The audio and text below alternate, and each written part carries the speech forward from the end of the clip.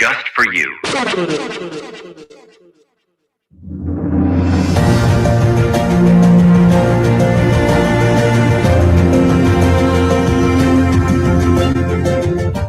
His Excellency, George Weah, President of Liberia. Our board noted that His Excellency's victory as the African Political Leader of the Year 2023 is a testament to his contributions to promoting peace, African culture and development, youth and sports development, and advancing Africa's agenda globally. It is also a recognition of his critical role in the infrastructural and socio-economic development of his country as well as his people-friendly policies.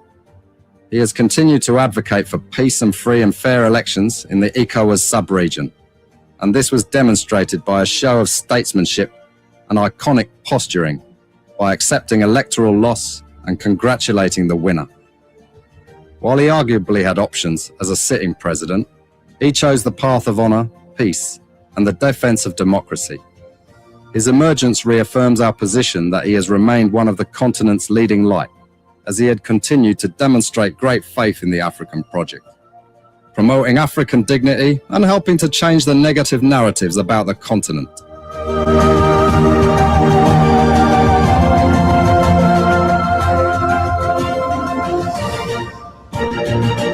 Before we could become journalists today, we are citizens. If there is no way that our country is safe, we cannot practice in our respective professions. When we are at war, pastors will not be respected to go to church to preach. When we are at war, medical doctors will not be able to go to hospitals except on a coercion or sanitary condition. When we are at war, lawyers will not be able to go to court to practice.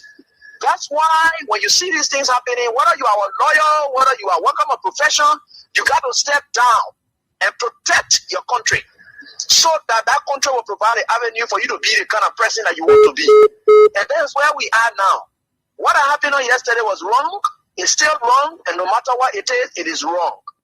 We are seeing things happening in this country, and people are now seeing it as being right because the Asa is there.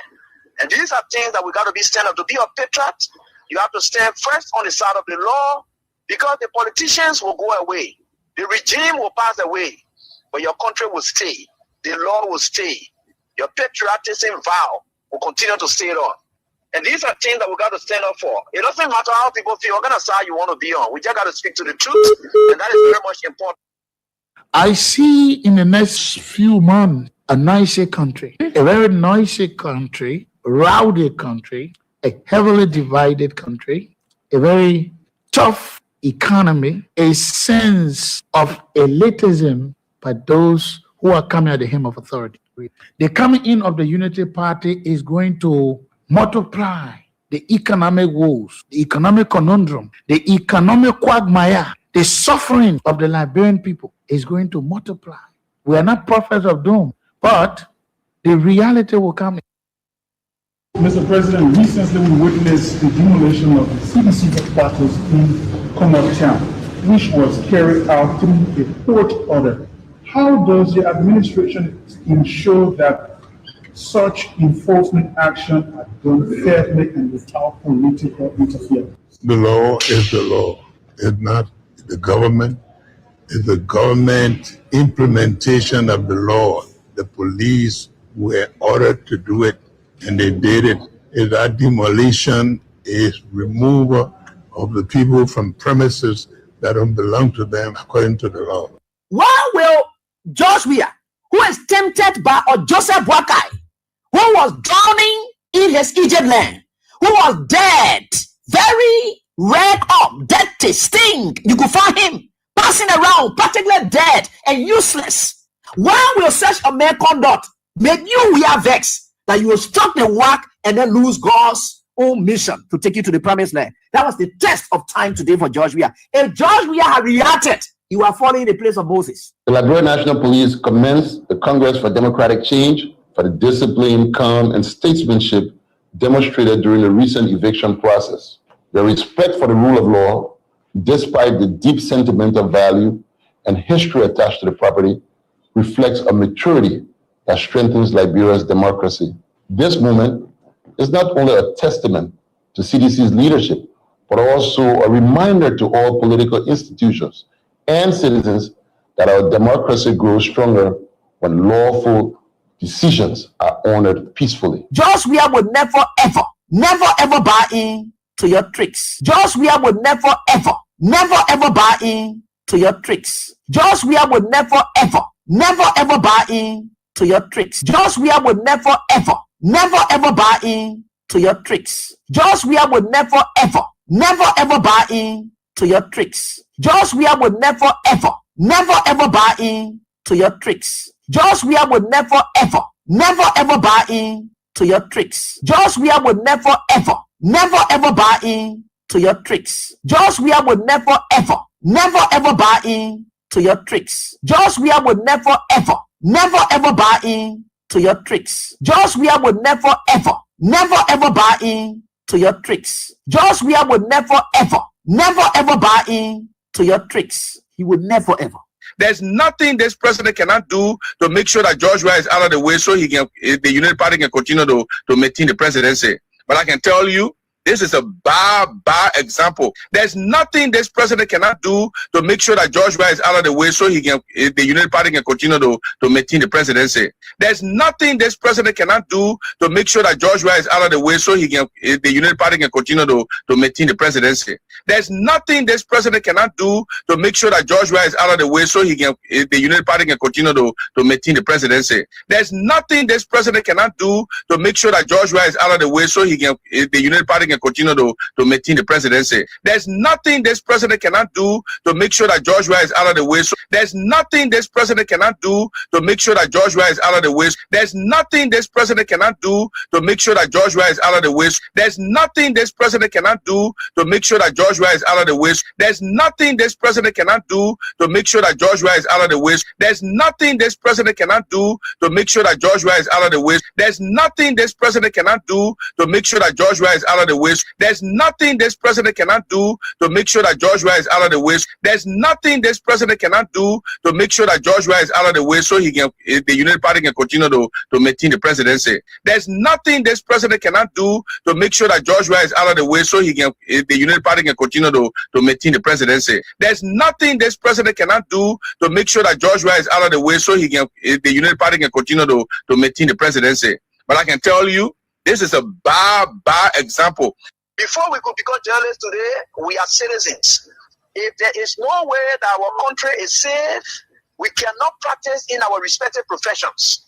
When we are at war, pastors will not be respected to go to church to preach. When we are at war, medical doctors will not be able to go to hospitals except on a coercion or sanitary condition. When we are at war, lawyers will not be able to go to court to practice. That's why when you see these things happening, whether you are a lawyer, whether you are working a profession, you got to step down and protect your country so that that country will provide an avenue for you to be the kind of person that you want to be. And that's where we are now. What happened on yesterday was wrong. It's still wrong. And no matter what it is wrong. We are seeing things happening in this country and people are now seeing it as being right because their SAR is there. And these are things that we got to be stand up. To be a patriot, you have to stand first on the side of the law because the politicians will go away. The regime will pass away, but your country will stay. The law will stay. Your patriotism vow will continue to stay on.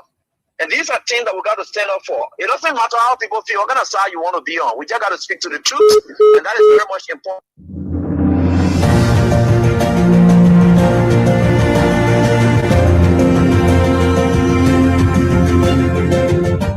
His Excellency, George Weah, President of Liberia.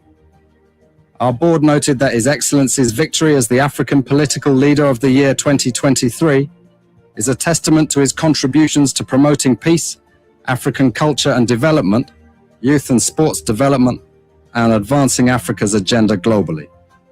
It is also a recognition of his critical role in the infrastructural and socio-economic development of his country as well as his people-friendly policies. He has continued to advocate for peace and free and fair elections in the ECOWAS sub-region, and this was demonstrated by a show of statesmanship and iconic posturing by accepting electoral loss and congratulating the winner. While he arguably had options as a sitting president, he chose the path of honor, peace, and the defense of democracy. His emergence reaffirms our position that he has remained one of the continent's leading light, as he had continued to demonstrate great faith in the African project, promoting African dignity and helping to change the negative narratives about the continent.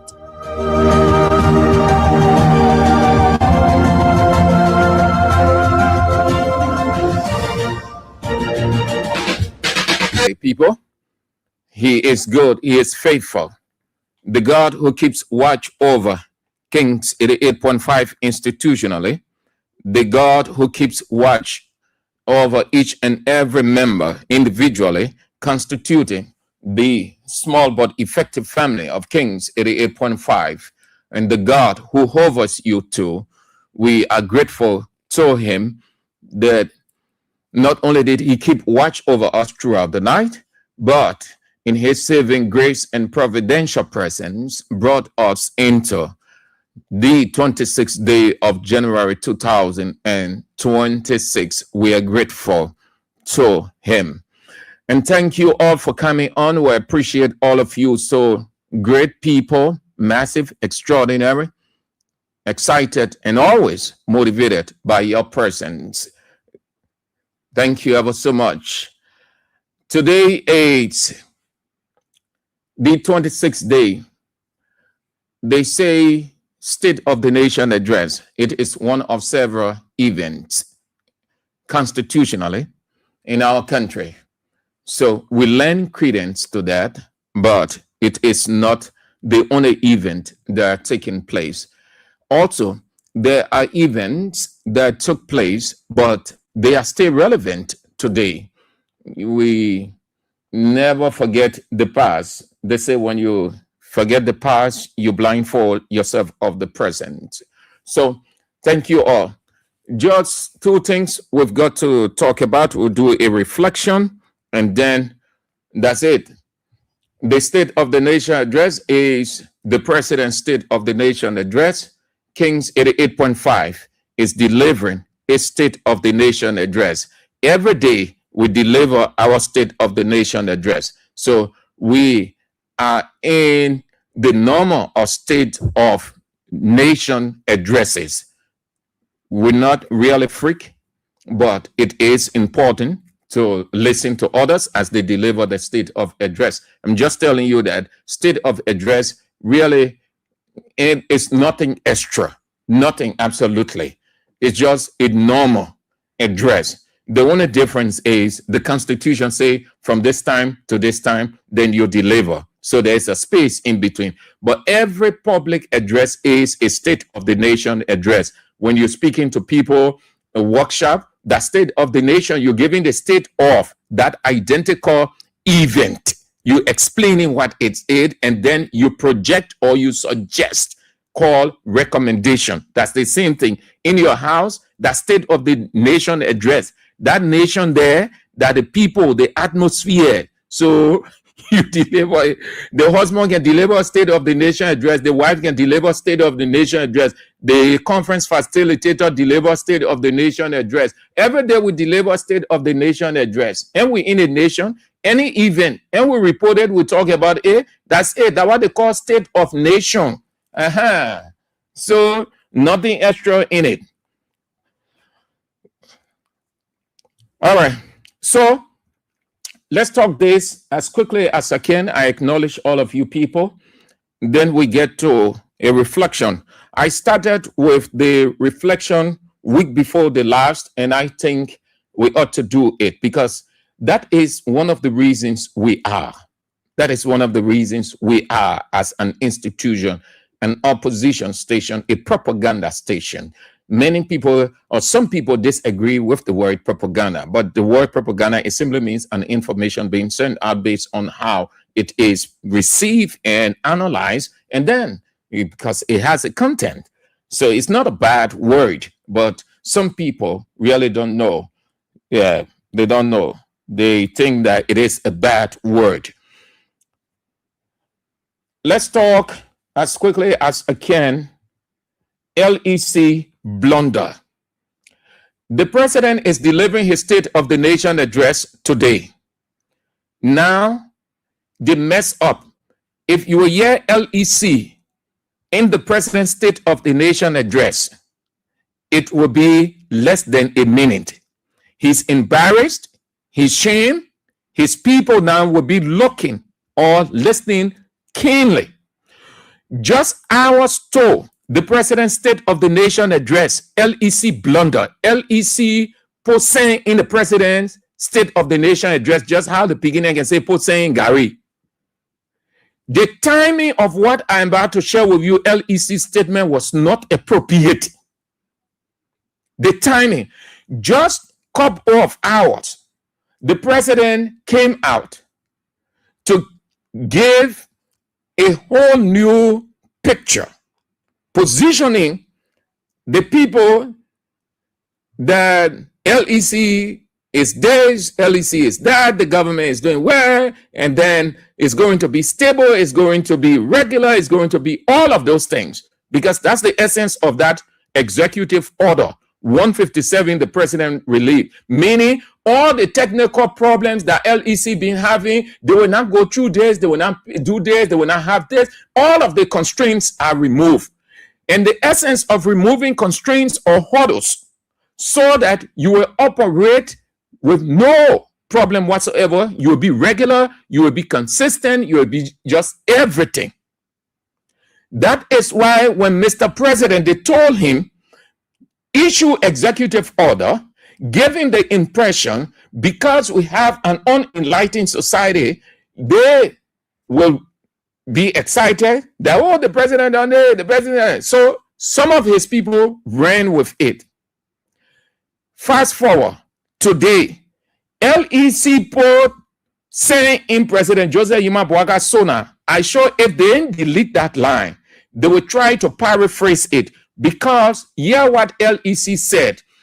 LEC said they did not promise anybody in this country. They did not promise an individual. They did not promise a house. They did not promise the country any regular electricity. But yesterday, they were all on radio stations. They said, you can tell you Boaga achievement. Boaga beat George Weah in LEC, in electricity. LEC is constant and current. Every household has current. President Boaga beat George. They name all of those things. LEC. My people, all that you are experiencing, you brace yourself for more, yeah? You brace yourself for more. The time is coming that you will not have current for 3, 4, 5 days. Go back to your generator. When we talk of the hurdles, government don't create it. Government experience. But Unity Party will not understand. When they were in opposition, when their predecessor was going through these difficulties, getting LEC or getting current from Africa and other places with the high monetary stuff attached to it, they were there, George Weah in no leadership. Oh, the CDC government, you get a bunch of small boys, they're a bunch of picking them. Even though they knew the difficulties, but they felt that it was a good time to score political point. The same thing George Weah government experienced, that's the same thing they are experiencing now. But yesterday, they lambasted. They say, oh, you are wrong, you are wrong. I will read you 2 statements from LEC. The first one, they said current stable. You all know what the official said. They made the president to believe everything was okay. When we're talking dry rain season, LEC can be current. Dry season, that time you can see LEC naked nets. They say, oh, they don't want to listen as if we ain't being in this country or we just come in the country today. The first statement LEC said, the interruptions that you've been having, it was solved due to trips on CLSG line. But the intervention of their professionals, everything was normalized, restored, and then they is uninterrupted. Just when they released that statement 2 hours after people start identifying the area of 3 hours, 4 hours. Today, LEC came to say they owe the country. Can you imagine Unity Party rescue LEC? Say they never promised the country anything a stable electricity. Meaning, What you're experiencing, you will continue to experience it. So just brace yourself for it. When you get current for 3-4 hours, 2-3 days, LEC is saying they never came to you and told you that LEC will be current, LEC will be regular, LEC will be constant. They never said that. Let me read a statement as quickly as possible, then we go. I started to do this because this is the propaganda arm of George Weah.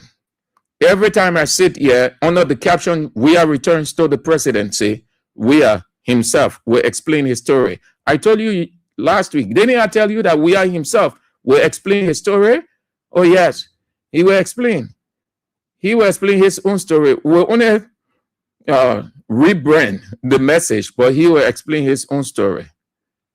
He's the boss. He has to explain. We talk less, Weah will explain more. So let me get there as quickly as possible. Then we go to Mr. President. They're telling you that you must wait the next 18 months. 18 months, you experience up and down current. When you get it today, fine. When you don't get it, fine. When you get generator, it's at your advantage. When you get generator, then you can carry your phone to your friend how to charge. You say, "Bah, beg you, man. Please let me charge my phone or let my phone sleep in the morning. I will come for it." That kind of thing.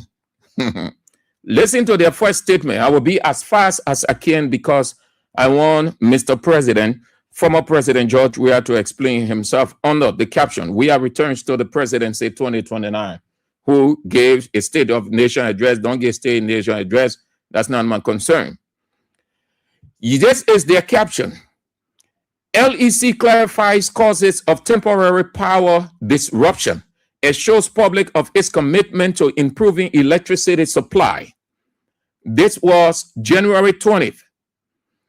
The Liberia Electricity Corporation wishes to inform the public that the recent abrupt power disruption experienced in parts of the country were not due to inadequate electricity supply, nor has LEC reached any critical stage of load shedding. The interruptions experienced over the last few days, including today's disruption, resulted from abrupt trips on the Cote d'Ivoire, Liberia, Sierra Leone, Ghana CLSG transmission line, which serves as the regional interconnected electricity backbone linking the 4 countries. They generate system feedback into local substations. To protect critical equipment and prevent extensive damage, LEC automated protection systems are designed to immediately shut down affected components.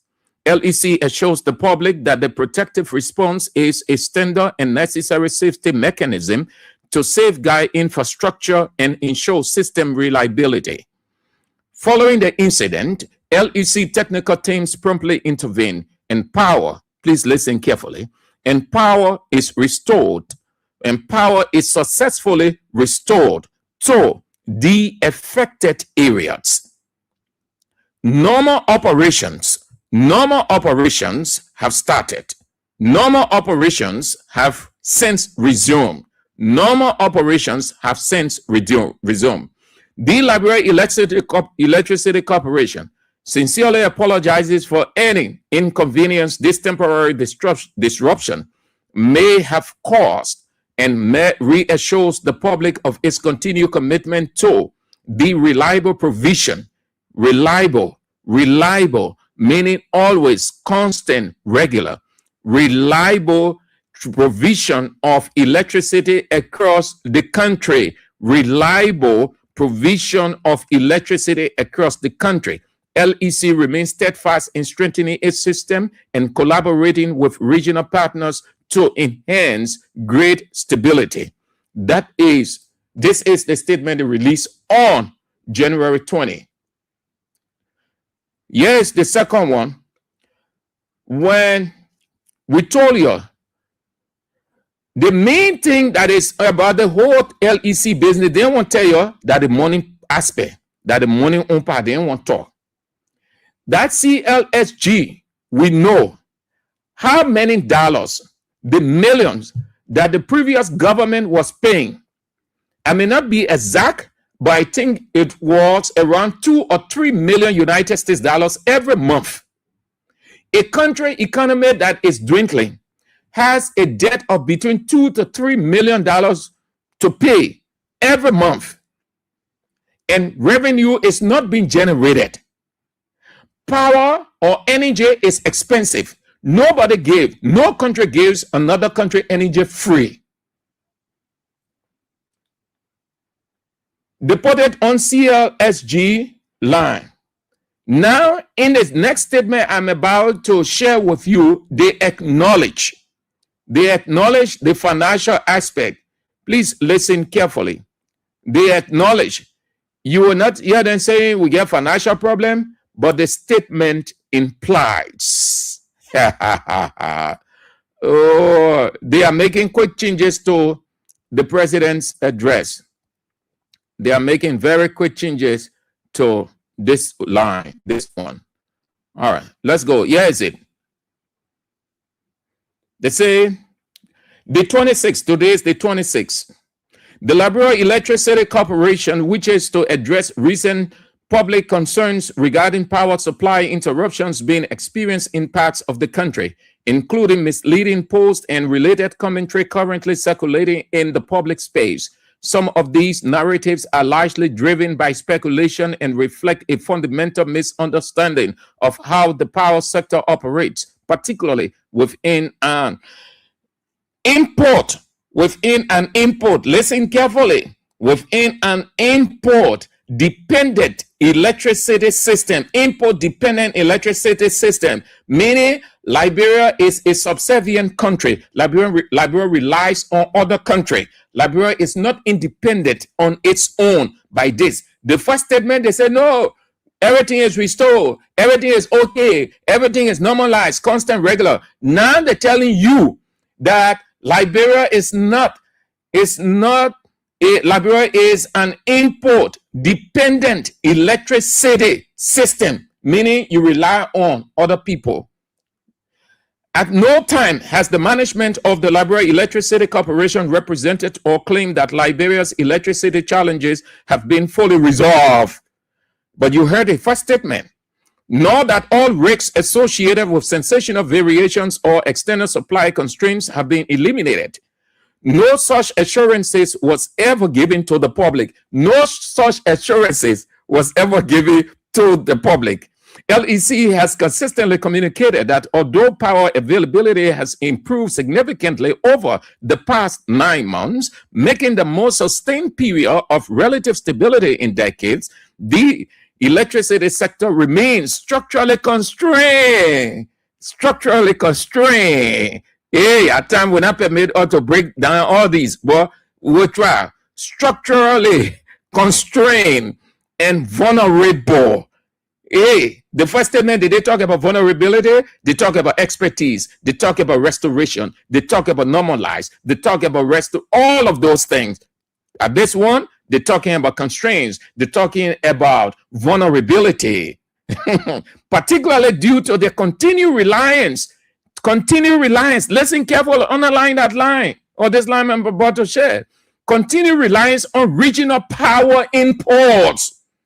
Continue reliance on regional power import, meaning that other country helping Liberia around. They made you to believe that when the rescue government came, they solved all the problem. Bouakai appointed 3 different persons, the 4th, that Kamara, and everybody started to praise Mohammed Sharif of solving the problem. Now, they see Mohammed Sharif now is giving excuses. It is also important to correct the misconception that the recent stability in electricity supply was merely the result of the rainy season. I started there. No need to go down. You finish. The boy I met, they have admitted their guilt. So you see, all those guys now who were running from one radio station to another, who Bouakai Bija, we are in electricity. On a Bouakai achievement, electricity. Bouakai achievement. Come on. Governance is not play. It's not a frolicking ground. Government is not for small boys and girls. Yesterday they say, oh, your poor boy there. The boy know how to run a country. The man there now. Look at these things that are unfolding. On the day that Joseph Boakai, people are expecting to raise morale. He will omit LEC because the LEC boss made him shame. Yeah. He said,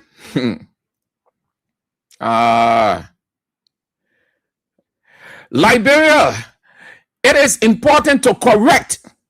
But yesterday they were not saying that racism. When we were saying racism, they said no. The LEC regular now. Or the people then they open their oral cavities on George. We are LEC were not regular. LEC were not there. LEC were not there. On a Boakai, the Papa get experience. Yeah.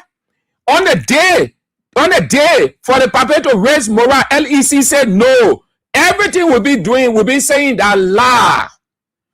We are vulnerable. That racism were depending on we're raising morale. You're listening, You're listening to the statement. Yeah, the fourth paragraph. It is also important to correct. That now they know that they need to correct for people to sympathize and empathize with them. It is also important to correct the misconception that the recent stability in electricity supply was merely the result of the rainy season. Yes. What are you correcting? You're not doing anything extra. You are regular because it was raining. When it rains, everybody who in this country knows, down to the unborn child, unborn children. When it rains in this country, LEC is regular. We've been experiencing that thing for a rack of ages. That's why when we in dry season, the heat, you will hear people, let rain season horror on account. Let rain season horror on account. Even LEC man, during Weah's time, when I was at Capitol, he went there, we had an interview with him. What did the man say? The man said, they are LEC. Can you imagine one American expert working on LEC? The man said, whenever they are in a dry season, they worry a lot because they spend a lot on fuel. I think the man said between more than 50 or 75 gallons they use on a daily basis to fuel the generator. So they always hope that the rain season will come early. That white man and not black man expert. Rain season, LEC is regular in this country. But they portray it like Boakai and his people had all of the solutions. They were just waiting to come in. They came in, everything is solved. It is important to correct the misconception that the recent stability in electricity supply was merely the result of the rainy season. Liberia has 2 seasons, rainy and dry, each lasting approximately 6 months. Rainfall alone does not and cannot explain 9 consecutive months of improved supply conditions. I see you. No need to go down again. I see you. Hey there. The people simply saying, what you're experiencing, you don't complain that the time we're in, such is the time, such is the condition. And you brace yourselves for more. If you get money to buy a generator, or if you have generator, just look for money to get your gasoline, let it be on the standby.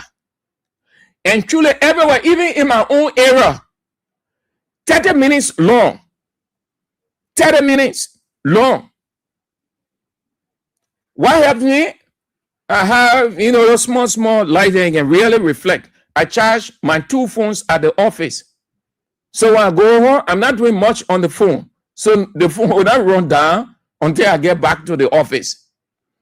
But you can do nothing at the house. Nothing. LEC come. I think I was just getting ready to come at the station. LEC say, I see you. It was not a surprise. So in the era, what we have now, what we have in the era, as I was saying, it's not LEC can say, you charge your phone now. Whatever that is chargeable, you charge it. Our men will soon go. Rescue will soon go.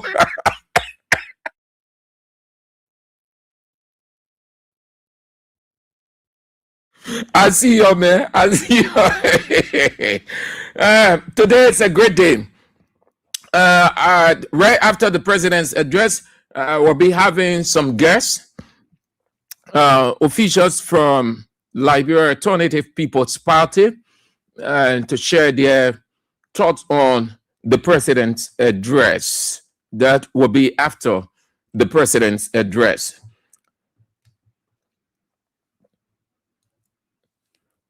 Let's go. We are returns 2029. We are caption. We are returns 2029.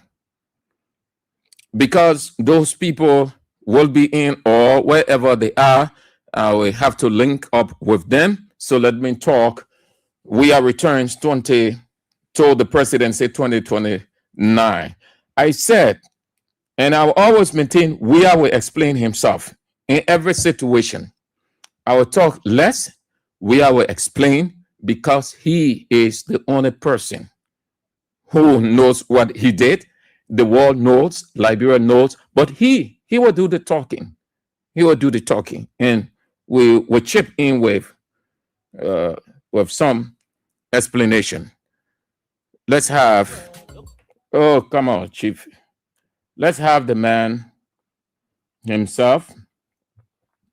Mr. Speaker, Mr. Pro Tempore, and honorable members of the legislature, in keeping with the tenets of Article 58 of the Constitution, I hereby. Yeah, please listen good. He about to talk about this LEC thing. You come into here that the man, they say he did not have any leadership ability. He messed the country up. The people who he messed the country up now, you see it? The people who have all of the ideas, the people who are the most clever, the people who God gave the knowledge to, the only people that God gave all the knowledge to in the world, the other people God gave anybody knowledge, God gave every knowledge to them. That's how they portray themselves. Yeah, the same LEC thing, how we are handle it. It was not perfect on a we are to admit we were here. It was not perfect. Why? Because we had challenges too. And it was not created by the government. Nor can we say what Unity Party government is experiencing was created by them intentionally. No, that would be foolhardy on any rational person part to stoop so low to that. But we will have to put them on the gallows because they did not see it the way we are seeing it today. Yesterday, they knew that CDC did not create a problem. They knew that every institution encounters challenges along the way. Yet, they felt that, oh, look, let's just chakla everything for the man so you will go out. And when you do that, it's just a matter of time before time exposes you too. We are returns to the presidency. Listen to him. Present my administration's legislative program for the ensuing section and report to this August body on the state of the Republic, covering the economic conditions, including expenditure and income. As I deliver this, my last annual message to the nation in this term as President of Liberia, I will first of all want to thank my Vice President for her support during these years.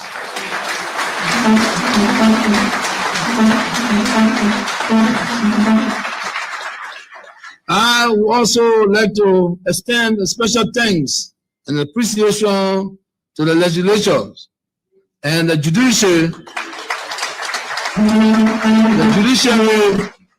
for the level of cooperation and collaboration that our three branches have enjoyed during these past years. Mr. Speaker, since this is my last annual message during this term, permit me to aggregate the total number of bills that have been passed during my administration to date The 54 legislature has enacted almost 200 acts covering all aspects of our national endeavors. Permit me also to highlight from among these numerous pieces of legislation a few which, in my view, were particularly significant. These include, but are not limited to, the following. I applaud you for passage of the Land Rights Act and the Local Government Act in your first session in 2018. The Land Rights Act has been considered by many as the most progressive pre-community land reform law on the African continent, as it recognizes and protects customary land tenure, as well as women's rights to land.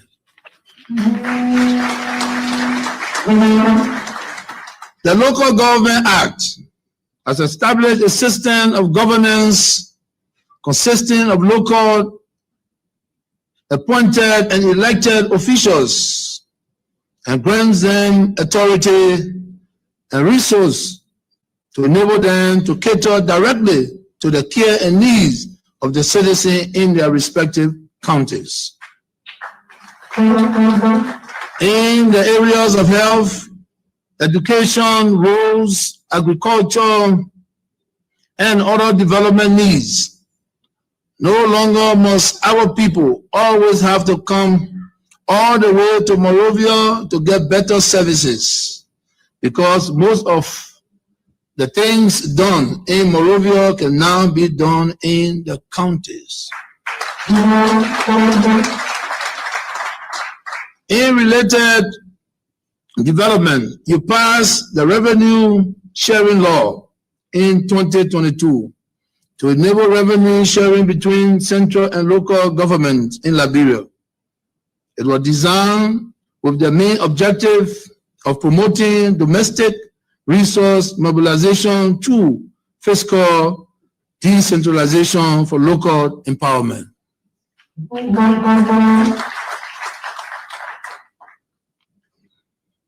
In 2019, during the second session, approximately 54 pieces of legislation were passed, amounting to the second highest of bills passed during a single session under this administration. This is highly commendable, and we applaud you for that achievement. Additionally, I want to commend you for passing the Power Theft Law, the Domestic Violence Act, and the Kamara Press Freedom Act of 2019.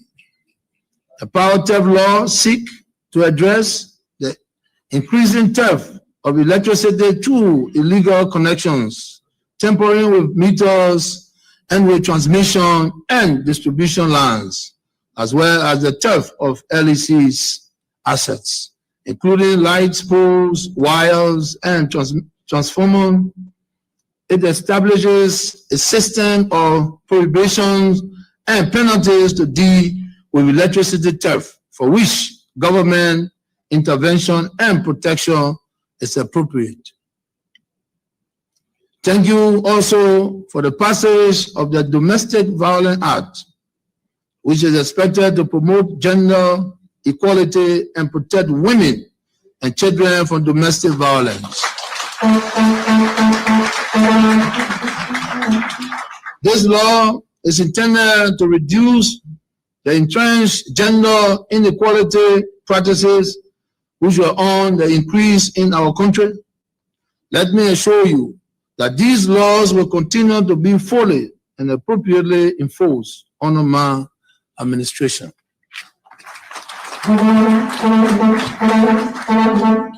Let me also congratulate you for the enactment into law of the Abdullah Kamara Act of Press Freedom, which is a very historic piece of legislation that codifies and criminalize free speech as enshrined in our 1986 Constitution.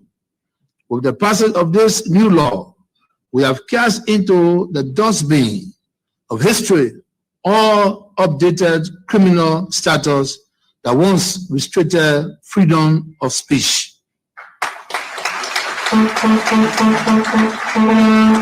Today, we are proud to see that dozens of newspapers exist unhampered and unrestricted, along with numerous radio stations and TV stations that are now flooding our airwaves. Mr. Speaker, while there were other significant bills enacted in 2020 and 2021 in the interest of time, I would like to draw your attention only to some of the bills passed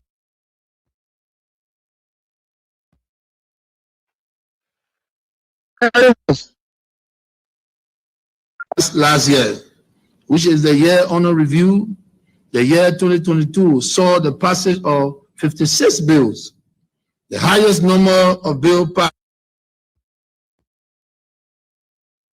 thus far in a single session under my administration. In the interest of time, a detailed listing of these acts is attached to the annual message as Appendix A.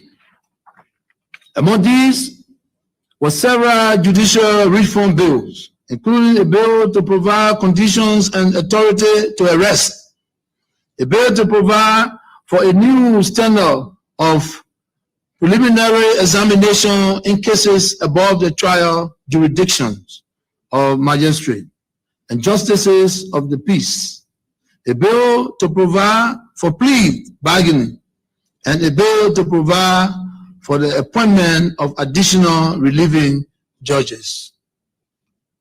Together, these bills have instituted major reforms to our judicial system and will help to establish trust and give credibility to the judiciary. I thank you once again for passing these laws.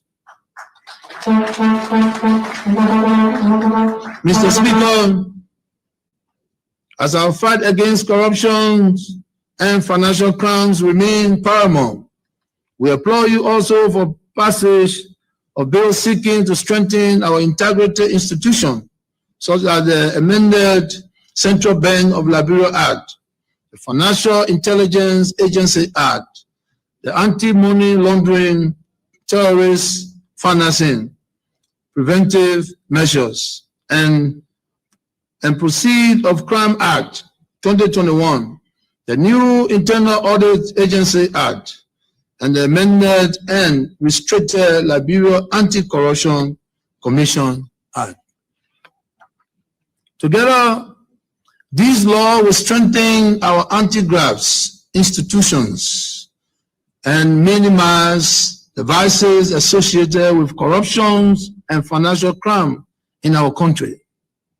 They will also further strengthen our financial sector and make it consistent with international best practices, and will also ensure secure financial transactions in support of our monetary and fiscal policy. Thank you also for the ratification of several agreements with our international partner to provide development financing in support of our budget and infrastructure needs. Mr. Speaker, one of the most significant achievements in support of our call for national unity was the passage of the Dual Citizen Bill last year.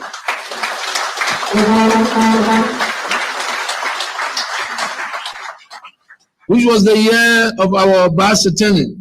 The moral significance of restoring citizenship rights to our brothers and sisters in the diaspora cannot be overemphasized. We now call on our families from the diaspora to come home and join us in the noble and patriotic task of nation building, so that we all continue to enjoy our sweet and glorious land of liberty, which was given to Liberians by God's command.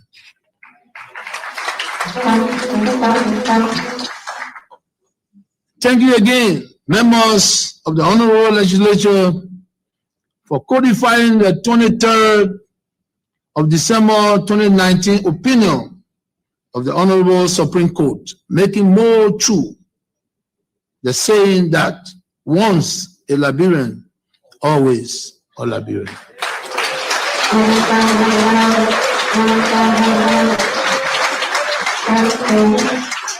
Madam Vice President, Mr. Speaker, Mr. President pro tempore, and honorable members of the legislature, while we applaud you for the record-breaking passage of these various bills, we would like to remind you, however, of some important bills that are still pending before you, including the following: agreement establishing the African Continental Free Trade Area, an act to establish the West African Police Information System, the status of the International Renewable Energy Agency, the Legal Aid Act of 2022, the Liberian Correction Service Act, an act to establish the Civil Service Commission, a revised public health law of Liberia, the revised and restricted charter of the University of Liberia, and the International Solar Alliance Framework Agreement, just to name a few. These bills are very significant to the success of our pro-poor agenda, and we therefore urge you to consider their urgent passage in this 6th section. Mr. Speaker, it is our understanding that an affirmative action bill aimed at increasing women representation in the national legislature is being introduced under the sponsorship of the Women Legislative Caucus. And our Vice President, thank you, Madam, we wholeheartedly support these endeavors in our quest to achieve gender parity in our political space. In keeping with international best practices, we therefore urge speedy passage to enable it to be signed into law. I will also be submitting additional bills for your consideration that seek to improve our overall governance system and structure, enhance our economy, protect our business environment, and create jobs for our people.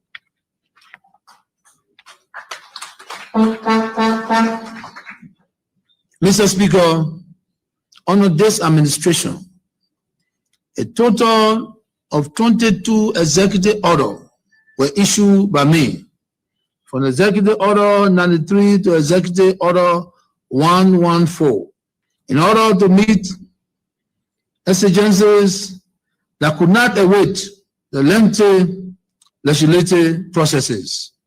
More especially, however, during the year 2022, I issued 8 executive orders as follows.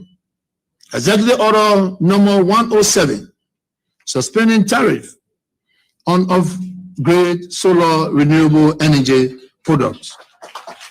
Executive Order 108, supporting integration and access to social services and safety nets for refugees and other vulnerable populations in Liberia. Executive Order 109, extending Executive Order 100, exempting the Liberian Water and Sewer Corporation from custom duties on selected items.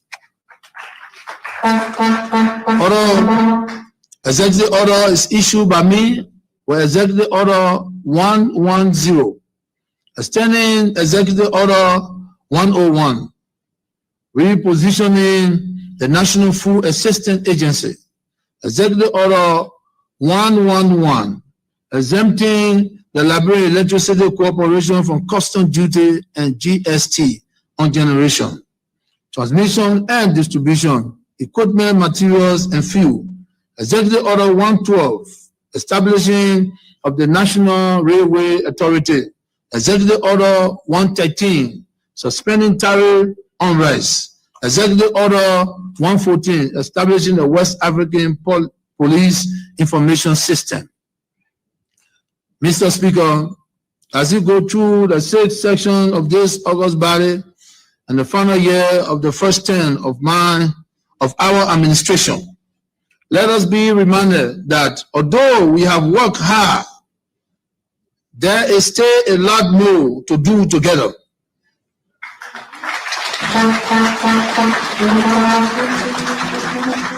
Mr. Speaker, as we go through the 6th session of this August body and the final years of the first term of our administration, let us be reminded that although we have worked hard, there is still a lot more to do together. We must now recharge our energies and redouble our efforts to complete what we started 5 years ago. In a spirit of cooperation and collaboration, so as to fully realize the goals and objectives of the Purple Agenda for Prosperity and Development.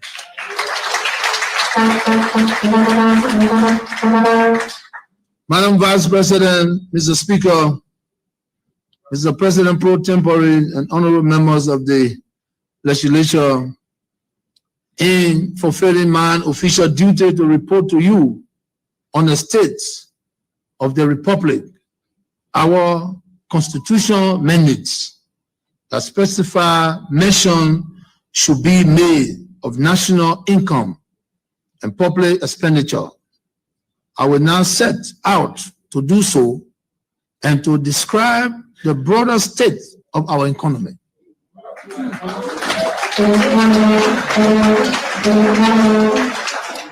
Permit me now to take us all back to the beginning of the macroeconomic journey that we began 5 years ago. When I took the oath of office in January of 2018, the Liberian economy was in a state of major distress. The macroeconomic foundations were weak. The country's net international reserve, which have been used by the previous government to stabilize the exchange rate, was very low. The exchange rate had plunged into free fall. And there then, government did not seem to have the tools to deal effectively with stabilizing the currency at that time. As a consequence, inflation was increased at an alarming rate, while domestic revenue and development assistance were in decline. Our development partners met with me during my first week in office and informed me that the health pool fund, which had been paying the salaries of some 2,000 health workers, had dried up. They asked us to take these workers on the government's payroll at a cost of about 12 million United States dollars a year. The United Nations mission, which has been spending some 150 million United States dollars annually in Liberia, was also leaving, thereby depriving the economy of these resources. By 2018, all of these inflows were gone. The government's credit rating with commercial banks was at its lowest because the government could not settle its domestic obligations to lenders. The total government obligation to the Central Bank of Liberia was not even known because some government debts to the Central Bank was not officially recognized. This was the bleak nature of our economy when we assume responsibilities for the leadership of the government at the beginning of 2018. Mr. Speaker, what we did not realize at the time is that the recipe for economic disaster had already been set.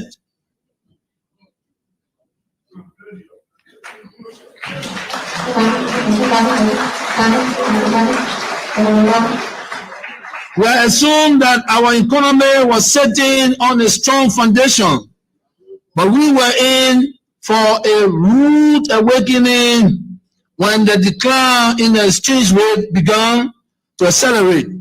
We had to get to work quickly to rethink, to rework, and to re-establish the principles of macroeconomic fundamentalism.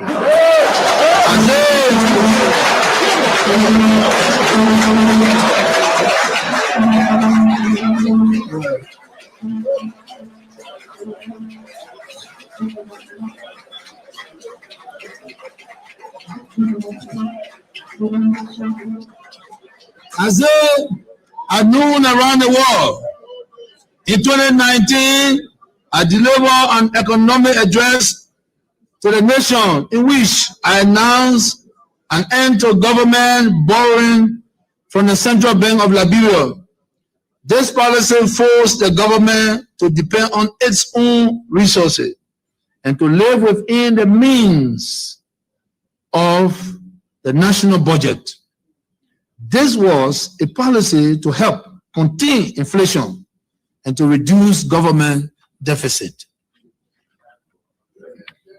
In 2019, we also set out to fix the broken and unfair wages systems in which government workers were paid without any set rules or pay grades. To end this unfairness, we had to abolish a general allowance system that was allowing this to happen. Although we were faced with revenue challenges, we were determined to keep all civil servants on the payroll. And so we adjusted the wage system and gave every government worker a salary which is based on a standard and consistent pay grade. As a result of this exercise, 15,000 civil servants received higher salaries, while some 7,000 were adjusted downward. Also in 2019, we entered an IMF-supported program and began a series of fiscal, monetary, and governance reforms. Under this program, the Central Bank of Liberia developed a new monetary framework that worked to stabilize the exchange rate without drawing down excessively on net international reserve, as had been done by the previous government.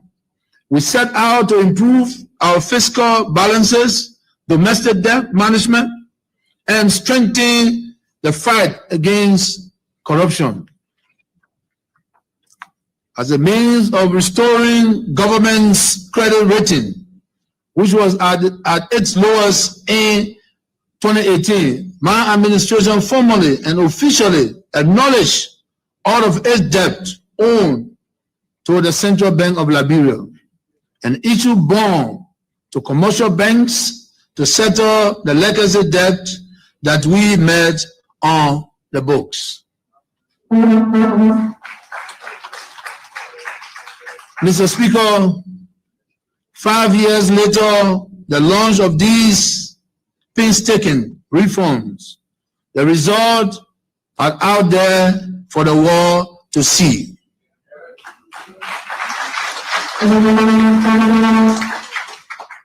Mr. Speaker, 5 years after the launch of these painstaking reforms, the results are out there for the world to see. Today, Liberia is a macroeconomic exemption in the West African region. We have brought inflation down from a high of 30% to a single-digit rate that is now under 7%. We accomplished this in just under 2 years, making it one of the fastest rates of inflation collapse in record economic history. We also stabilized the exchange rate for one of the longest periods, and we grew net international reserve to their highest level in decades. We increased domestic revenue to the highest level in Liberian history and took our national budget to its highest level as well. We established credibility to government finances and reformed the banking sector, which have been exposed to excessive risk-taking and a high level of non-performing loans. With the increased domestic revenue generated, we undertook a series of development programs in roads, electricity, education, and health. Mr. Speaker, these results were obtained despite the outbreak of COVID-19. What this means is that if the pandemic had not happened, Liberia would have been on a faster growth trajectory than it's today. But we gave God Almighty the glory, and we thank our international partner for standing with us and for the confidence they continue to repose in our judgment and in our leadership.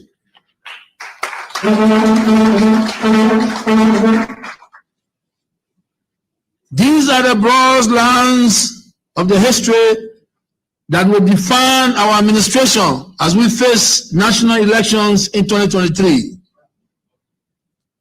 These are the macroeconomic and development narratives that the world is now beginning to learn about Liberia, but which our critics and opposition have tried to repress over the last several years.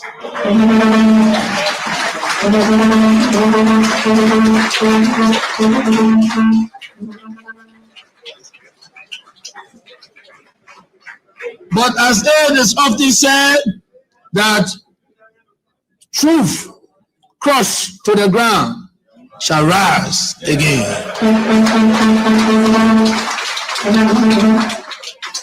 The truth of the difficult decisions and courageous corrections we have made during our tenure concerning the proper investment in education, health, road, and electricity are out there for all Liberians to see and experience. It is on these truths that we stand as we continue to face existing challenges to deliver a more prosperous future for all Liberians.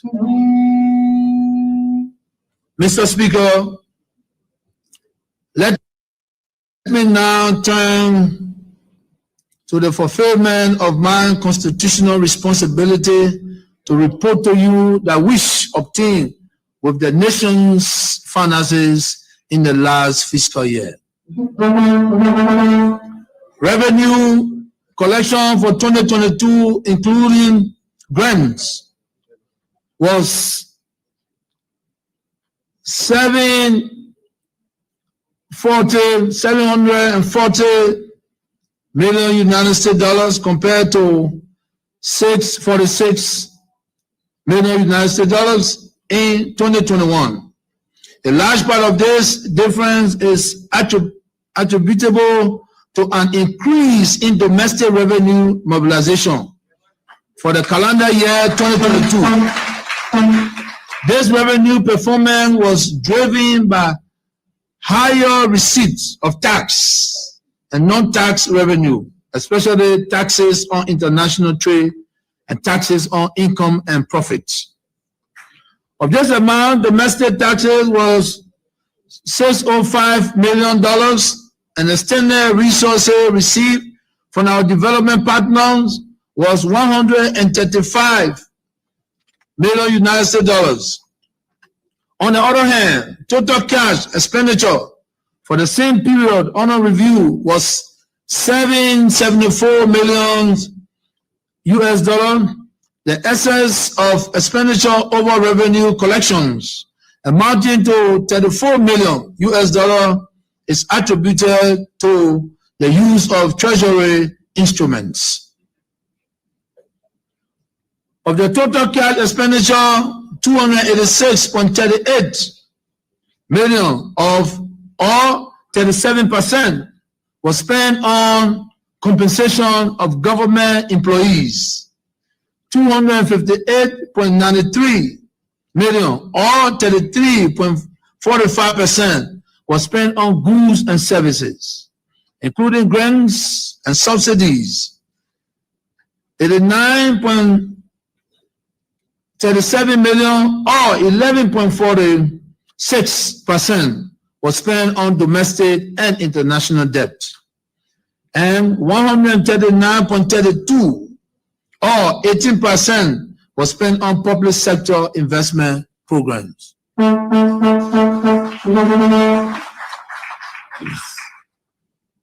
The past fiscal year recorded the highest level of domestic revenue performance since the end of the civil conflict.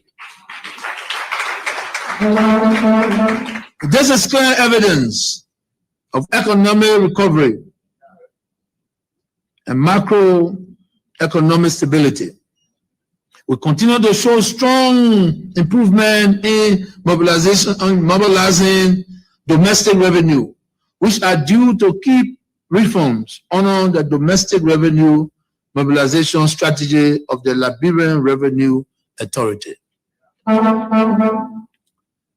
These may include expanding the tax base, minimizing revenue loss through raising the tax effort, building public confidence in the tax system, and implementing greater effectiveness and efficiency in tax administration through innovation and technology. Sustaining domestic revenue performance is the only way we can guarantee the funding of our public sector investment program, which will then enable us to address critical infrastructure and social sector challenges, such as roads, electricity, healthcare, and education. It is also the only means to diversify the Liberian economy. And now, hereby call on all national stakeholders to support these reform efforts. And I would like to also encourage all Liberians and businesses operating within Liberia to pay your taxes fairly and timeously as is required by law.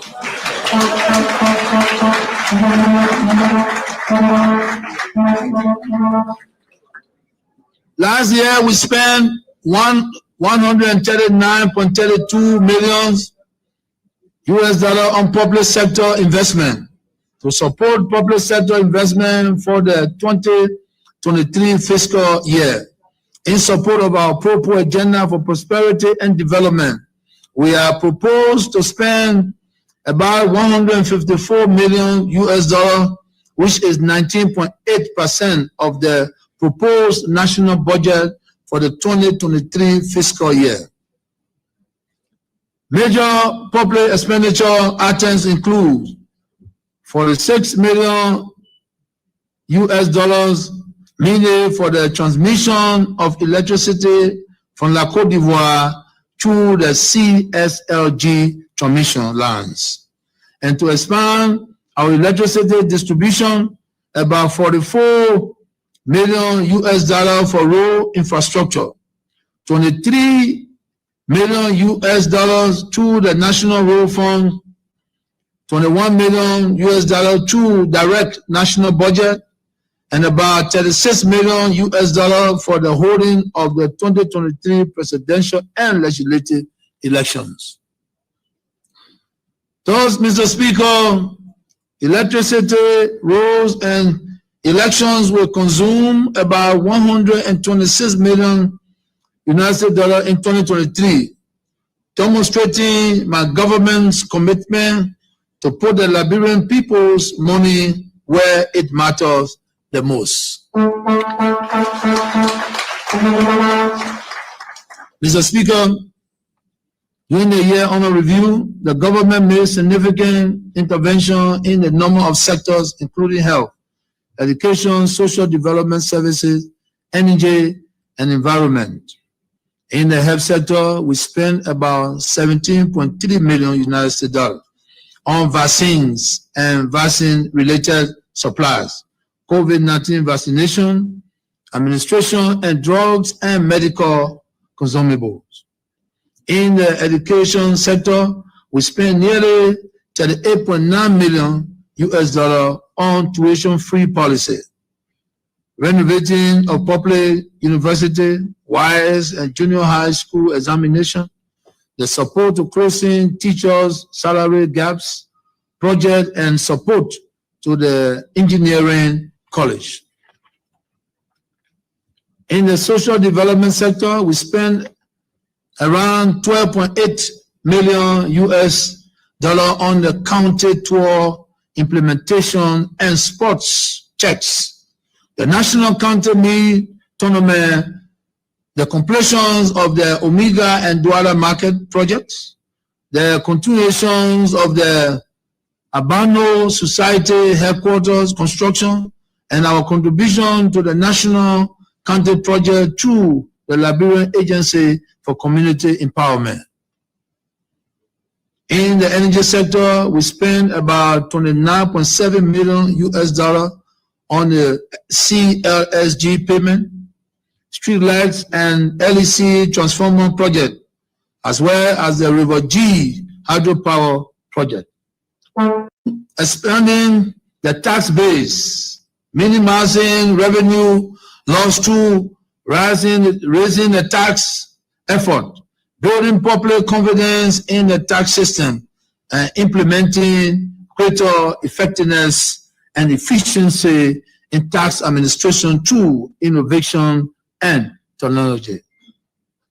Sustaining domestic revenue performance is the only way we can guarantee the funding of our public sector investment program, which will then enable us to address critical infrastructure and social sector challenges, such as roads, electricity, healthcare, and education. It is also the only means to diversify the Liberian economy. And now, hereby call on all national stakeholders to support these reform efforts. And I would like to also encourage all Liberians and businesses operating within Liberia to pay your taxes fairly and timeously as is required by law.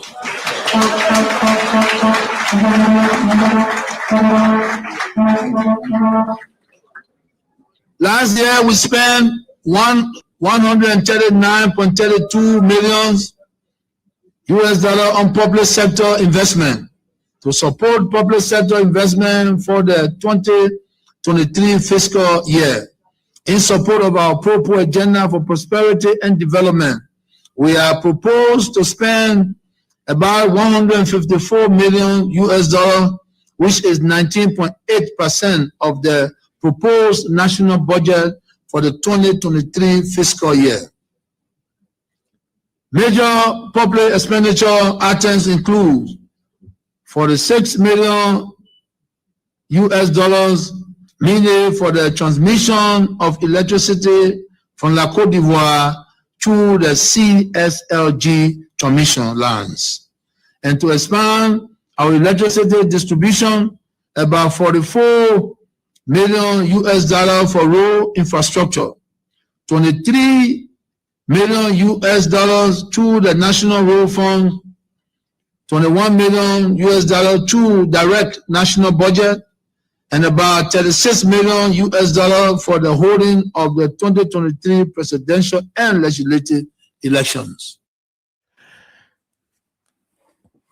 We are returns to the presidency 2029 explains for himself. I said that he will do most of the talking under that caption. George Weah returns to the presidency 2029. We do less, he does more. So let's just bring you excerpts, then we take few calls, and then link up with my guests from where they are, except from President Boakai. I'm doing fine, Fatou Sherry. Thank you for the concern. What did he say? Just excerpts. I may give you bits and pieces from his address as he is currently, that his administration, according to him, reduced inflation to 4.5% by December 2025, down from 10% in December 2024. He said, beyond legislation, his administration issued 16 executive orders to advance governance and socio-economic priorities align with our national development goals. Each, whether by law or executive order, was asked for each one purpose: the benefit of the Liberian people. He also said that the country is by far better now than a year ago. Simply put, that in 2025 was bad off, or 2024 was bad off, and 2025 better. I say it this way because he hasn't gone a month into 2026 saying that the country is far better than a year ago. Is to say the country is better in 1 month than it was 12 months. An irony, a contradiction. What other thing he said? We are strengthening Liberia's agricultural commodities regulatory mandate to improve production, processing, and the marketing of high-quality agricultural export.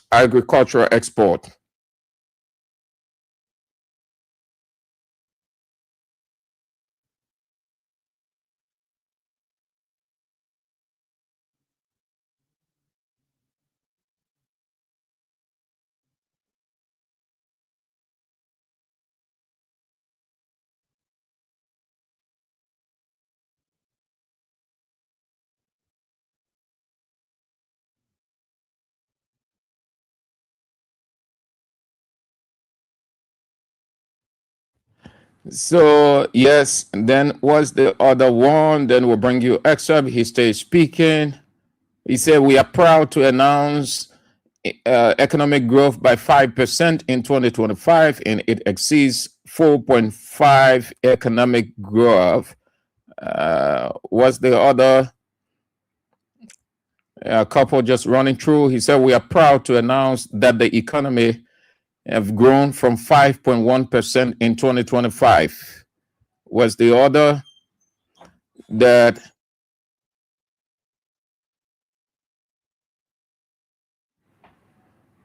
I am pleased to say that our country is in a better state than it was in the past 2 years. All right. So these are excerpts. So let's try to bring you some, let's bring you live. He's currently speaking. It's not going to take long. Then we link up with the guys there who will be giving their own critique of the address. Let's bring you excerpt of the president's address. Let's go.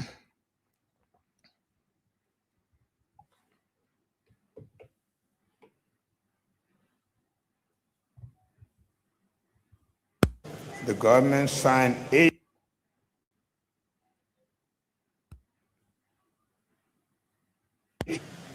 Mr. Speaker, despite ongoing global supply pressure,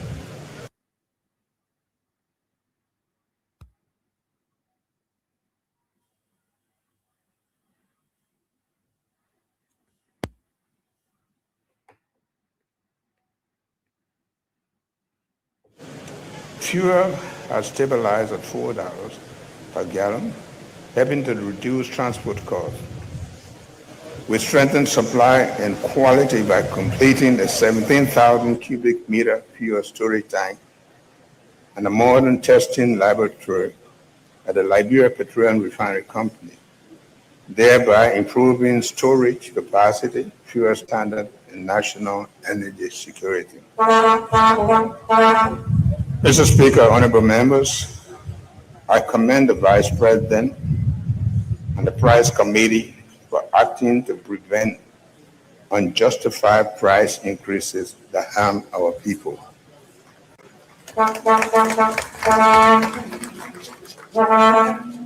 Let me be clear.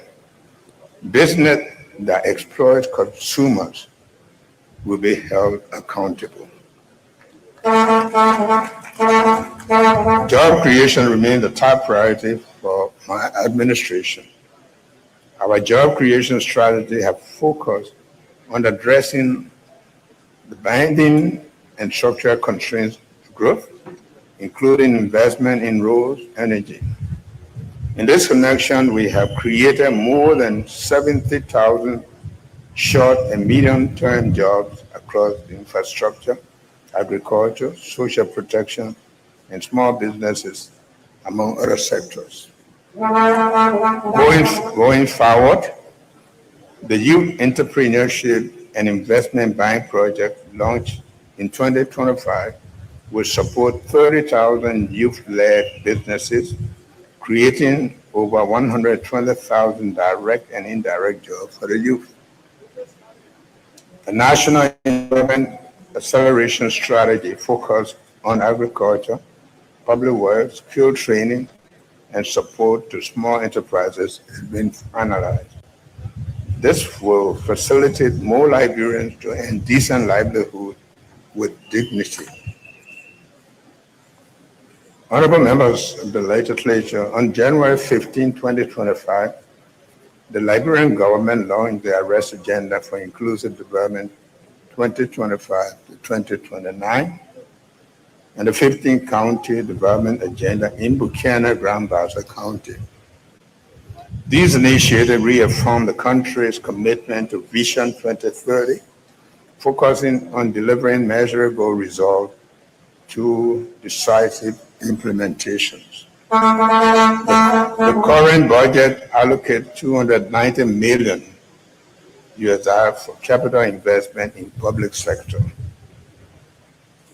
investment projects, making this one of the largest recent government programs. The Arrest Agenda aims to diversify Liberia's economy beyond extraction and boost productivity through more than 370 interventions across sectors like agriculture, infrastructure, energy, tourism, governance, education, health, and sanitation, targeting annual growth above 5%. The broader goal will include raising GDP per capita above $1,050 by 2029, reducing the trade deficit and lowering poverty risk. Mr. Vice President, Mr. Speaker, Madam Pro Temperature, and members of the legislature, I am pleased to report today that we have made substantial progress across, including agriculture, the heart of the arrest agenda for inclusive development, and the driver of job creation, food security, and growth. In 2025, over 198,000 farmers received government support, leading to expanded rice and cocoa cultivation and increased agriculture output. Infrastructure improvement, including the completion of 166 kilometers of feeder road, have reduced transport costs and enhanced market access, resulting in 33,755 Liberians moving from food insecurity to food security. In 2026, we will prioritize agribusiness, scaling rice production, expanding mechanization, operationalizing the One County, One Priority Commodity Program, and improving sector financing through new banking.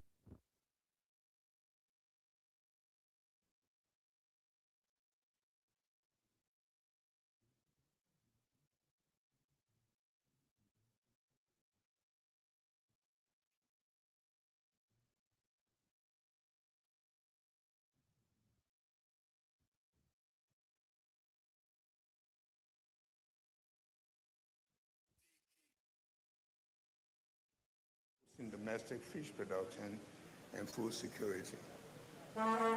The government encourages private sector investor engagement to drive inclusive agriculture.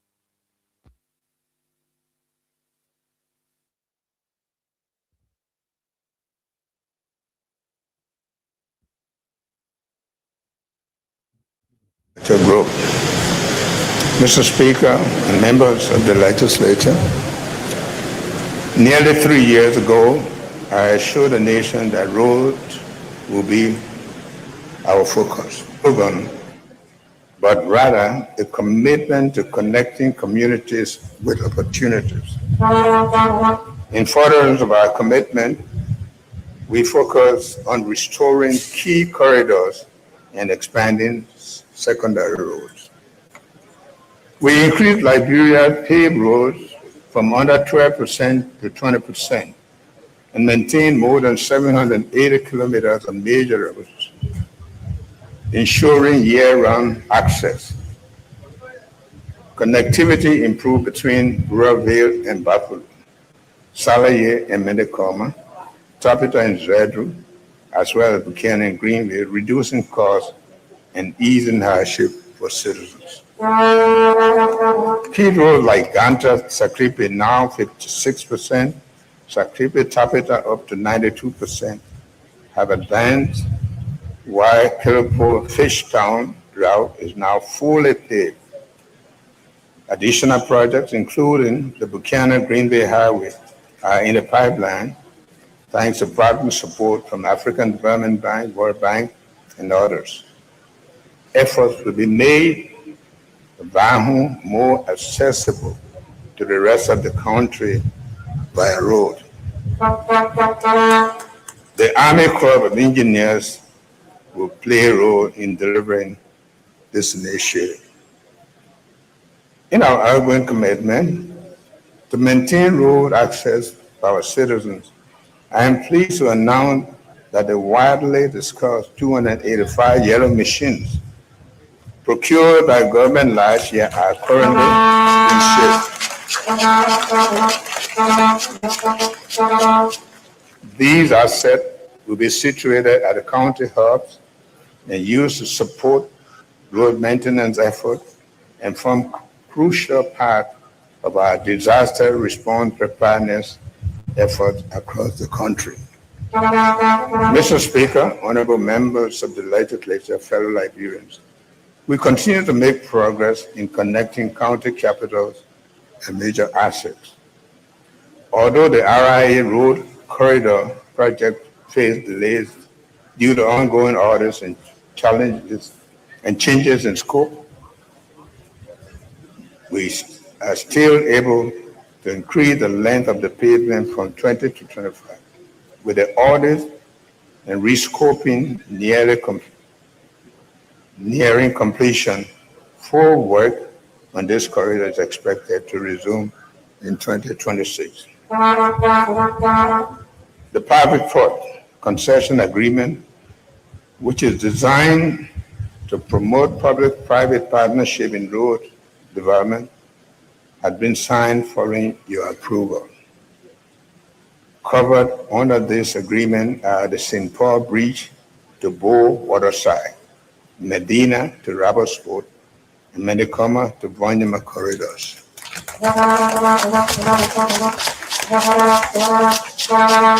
Construction on this project is scheduled to begin next month with a groundbreaking ceremony. Urban improvement on alleyways, drainages, and lighting in communities such as Cinco, Bytown, and Carway, the Japan Freeway, and Marshall are ongoing, improving access and security for communities. Work on the overpass on the Tubman Boulevard has commenced and are set for completion by 2027. The rural areas, 411 kilometer rural roads and 122 kilometers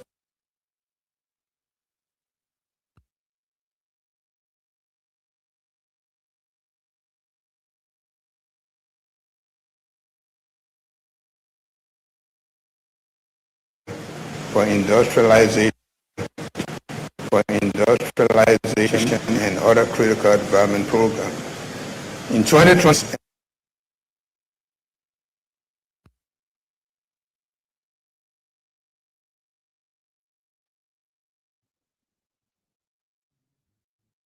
as part of the arrest agenda, were established, covering communities in Montserrado and electrify 124 villages in Grand Bassa, Riverside, Bone, and Nimba. Through these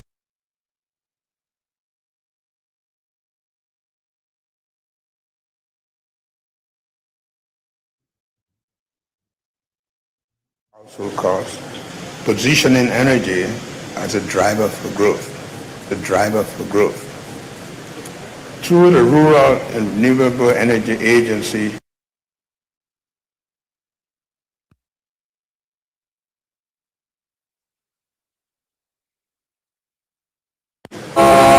we use solar power. Barclay Bay, Caribbean, Zozo cities, 173 street lights are part of the lighting of rural communities. We have installed 3,791 street lights through the CLSG Rural Electrification Program.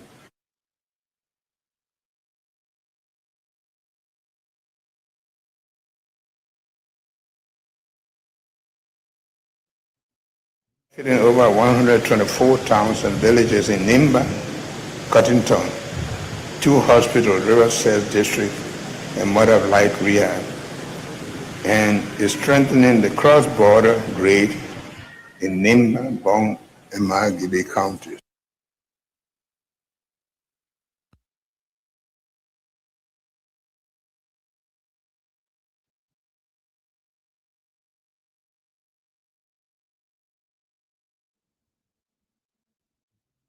$71 million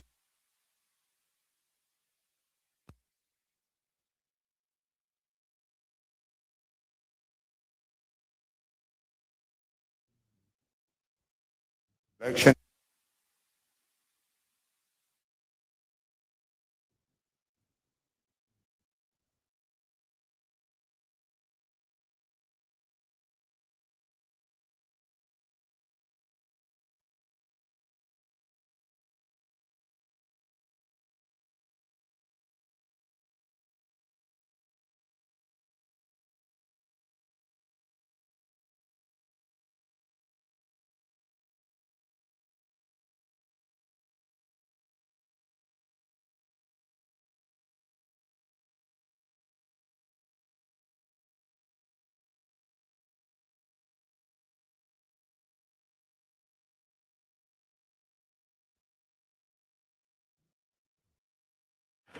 All right. President Joseph Yomamboga delivering his State of the Night address, except we continue to bring you excerpt of the president address as he is still delivering.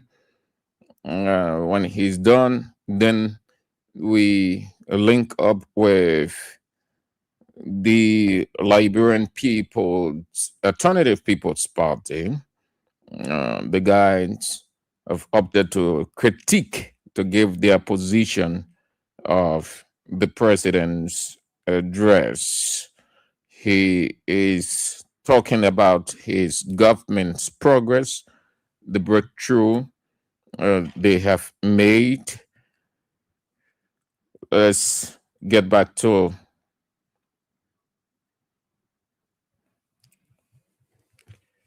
the breakthrough they have made. Significant progress, he said, they made in several areas of the country. Let's get back to the president. Underserved areas, improving access and participation in digital economy. The National Port Authority remains a critical gateway to Liberia's economy.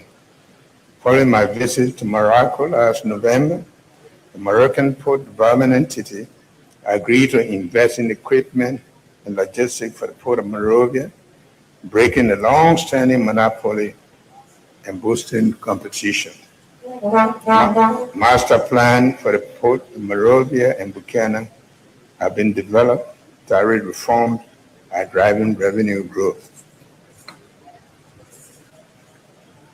Further upgrades will include dredging the Port of Monrovia for larger ships, easing congestion, reducing costs, and introducing 24-hour operation. Rabat International Airport, significant upgrades were completed, including the reopening of taxiway Bravo, rehabilitation of the apron and the jet bridge, and installation of a new navigational aids.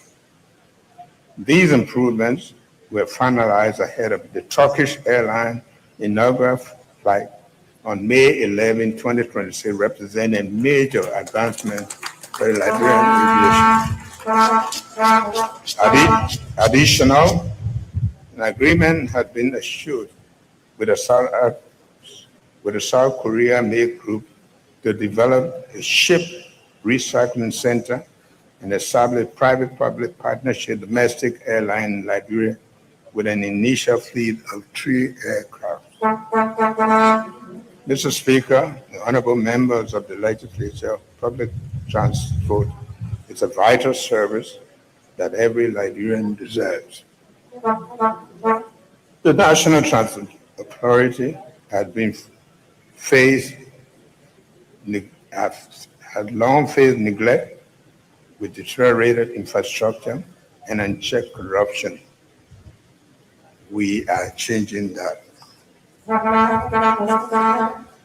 Last year, we procured 64 buses, now deployed and serving Liberians nationwide. We also broke ground for a modern NTA headquarters, a step that will enhance service delivery and transform public transportation in our country. Since 1948, Liberia's maritime program has been central to our economy and global standing, featuring the world's largest open ship registry and skilled mariners.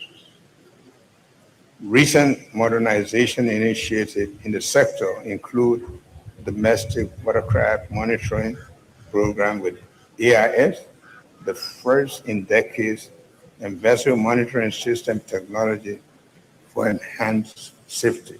Also, our re-election to the International Maritime Organization Category A reaffirmed Liberia's leadership in maritime governance. Education is fundamental to Liberia's renewal and growth in human capital. In furtherance of the unified data-driven reform adopted in 2024, access to quality learning for all children has been guaranteed. Teachers' dignity was restored by removing over 1,000 good names from the payroll. Consequently, over 2,000 qualified volunteer teachers were hired across all counties. Through the 88.7 million Excel project supported by the World Bank and the Global Partnership for Education, we prioritize literacy and numeracy from grades 1 to 3, ensuring basic skills at the third grade. Our national digital learning platform now reaches remote villages with multimedia lessons, including sign language support. Also, 156 schools have been equipped with computer labs, and nearly 300 teachers have received technology training. Still under education, we improve the learning environment by supplying over 26,000 desks and chairs through the One Child, One Chair initiative.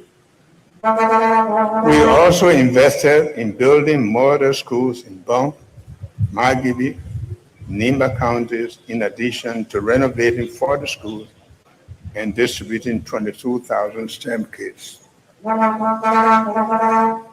Through partnership with Tuskegee University and Booker Washington Institute, young Liberians will have the opportunity to further technical training in a host of vocations.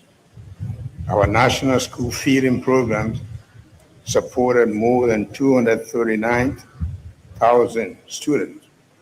Transparency and governance improved with the annual school census covering 6,394 schools after a 4-year pause. The launch of a digital school pyramid platform and expanded scholarship with local recipients increasing from 378 to 1,000, while all arrears for 210 students abroad were settled. Funds were also allocated to renovate the University of Liberia and public schools to address congestion and improve facilities.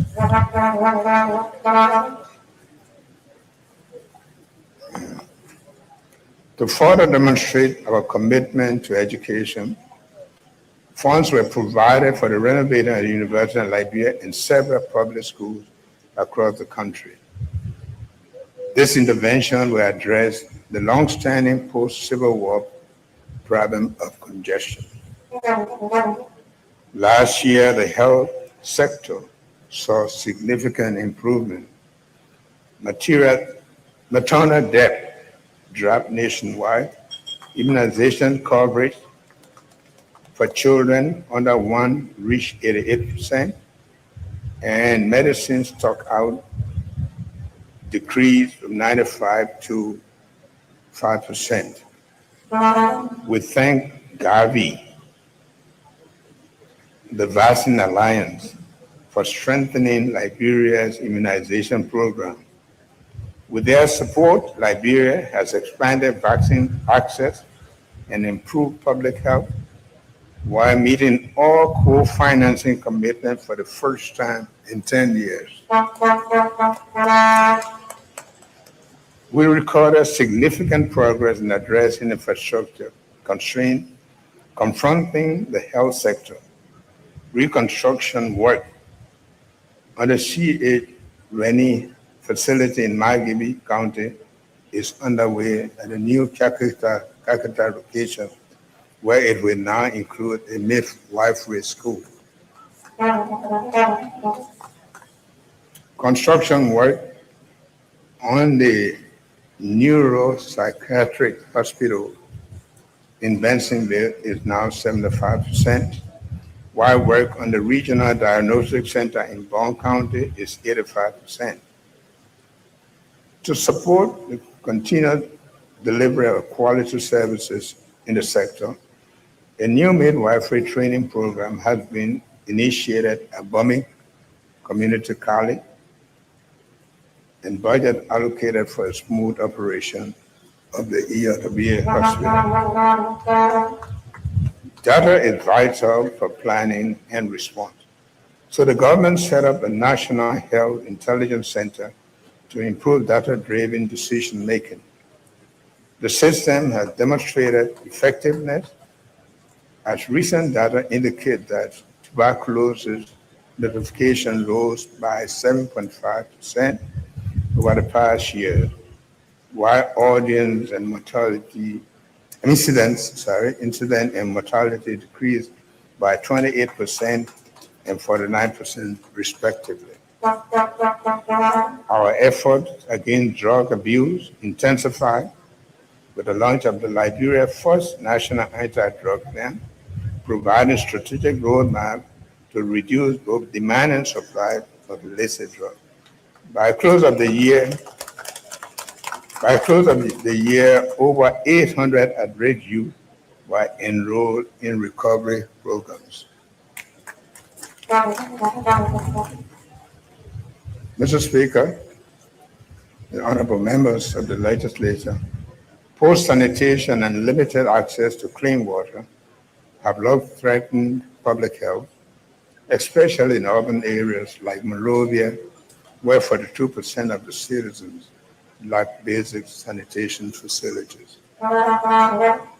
In 2025, we completed the Buffalo Water System, commenced new water supply projects in Greenville and Cleveland, and began the rehabilitation and expansion of the Shredru water supply system. These projects are set to benefit over 43,000 persons. The 48-inch White Plain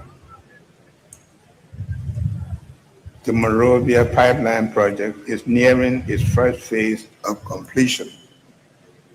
Plans are underway for the remainder of the project, which is expected to benefit over 1 million residents in Montserrat County. Years of conflict left many Liberians vulnerable. In response, the government expanded social protection program to ensure fair opportunity for all citizens. In 2025, the Save the Future project integrated more than 8,000 street children into safe environments and enrolled over 2,700 out-of-school children. Over the past 2 years, around 13,500 children were reunited with their families. About 4,000 of these have returned to school, while over 3,700 caregivers gained support through grant training and family programs. Thanks to the philanthropic support, we have received 5 containers filled with various materials such as clothing, shoes for children. The Ministry of Gender, Children and Social Protection is collaborating with the Ministry of Education to make sure these items are delivered to school-age children across the country. Under the Realize project, The government provided income support through cash transfers to over 15,000 poor households, delivering over $1 billion Liberian dollars to help them cover basic household needs. The Liberia Women Empowerment Project also reached 3,300 women with income support, and it's expanding to benefit over 32,000 more women across several counties. These efforts promote economic opportunities and household welfare.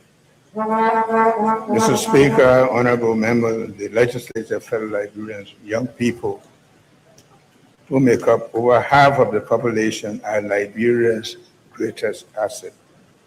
This year, we advanced youth deployment by launching the National Youth Policy 2025 to 2030 and the Youth Peace and Security Action Plan.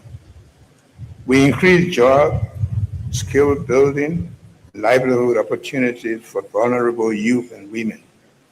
Through the Realize project, more than 15,000 young people received support for income generation and training, and over 1,400 youth completed technical and vocational programs.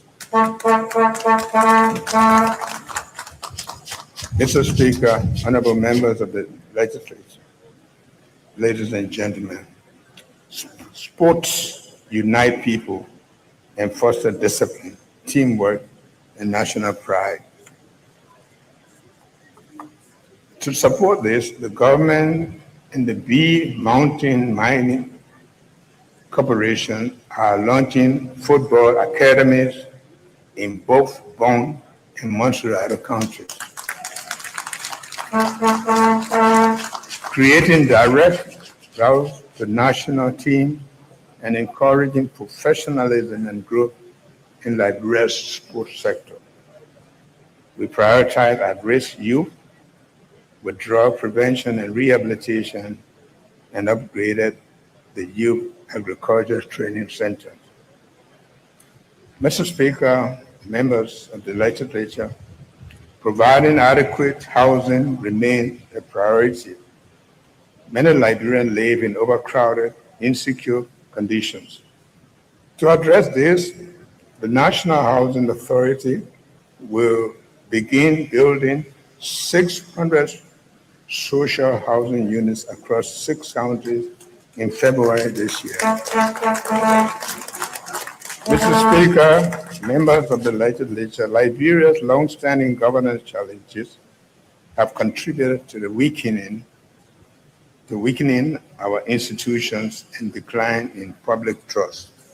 My administration is committed to restoring confidence through the strengthening integrity, accountability, and transparency.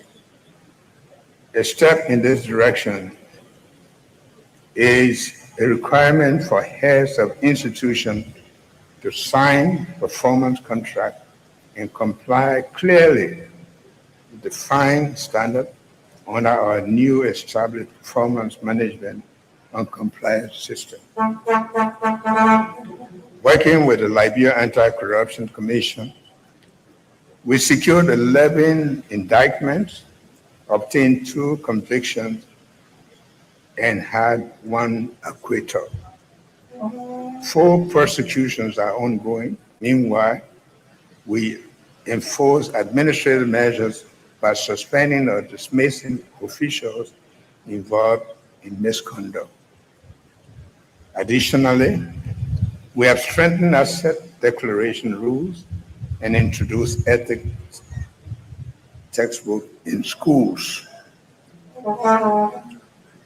The General Auditing Commission made major strides, completing 94 out of 105 audits.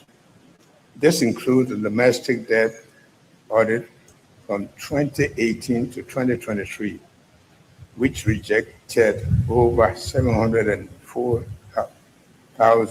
million US in unsupported claims. For this first time, a system audit of the House of Representatives for 2021 to 2024 was conducted with a report expected in March 2026.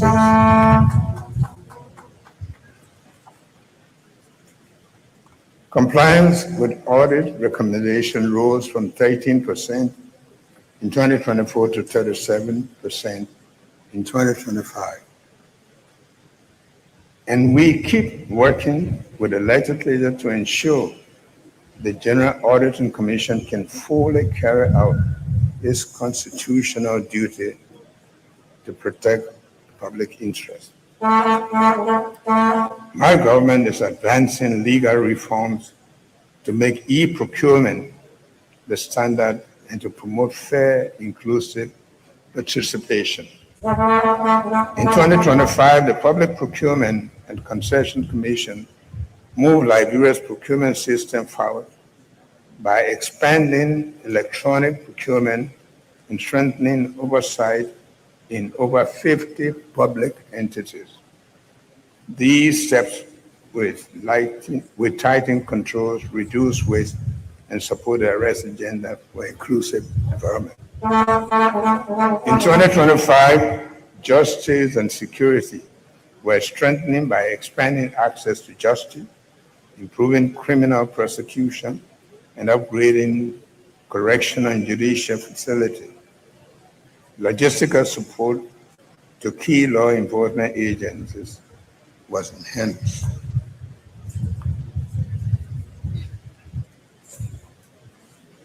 The Liberia Drug Enforcement Agency seized nearly 10 metric tons of illicit drugs and arrested over 550 suspects, while the immigration sector enhanced border security and migration process. The Liberia National Fire Service boosted emergency response with more than 10 new fire engines and over firefighting equipment. These initiatives have increased public trust in the justice and security system compared to pre-2024 levels. To address congestion at the Edward Kesali Military Barracks, we renovated the Kent Jones Military Barracks in Margibi and Camp Grant Military Barracks in Nimba County. This has accommodated the relocation of over 600 soldiers, improving living conditions for our military families. During the year under review, we made significant progress in improving civil service. We placed more than 3,400 long-serving volunteers in education and health onto the national payroll. To boost morale and productivity, we increased the salaries for over 23,000 frontline workers in health, education, security, and agriculture. We are also strengthening the system for the future. Merit-based hiring is being reinforced through a new civil service testing center, and staff welfare is improving through automated legal services. Finally, we are committed to investing in our employees by offering a 50% salary advance option, expanding long-term loan program, and providing additional training opportunities both at home and abroad. My administration strengthening protection by enforcing key environmental biodiversity laws, updating climate commitments, improving access to climate finance, including the establishment of the Climate Carbon Market Authority. Additionally, we took steps to further conserve our treasured flora and fauna by initiating the process of clearing the Sapo National Park of intruders to open it for tourism and attractions.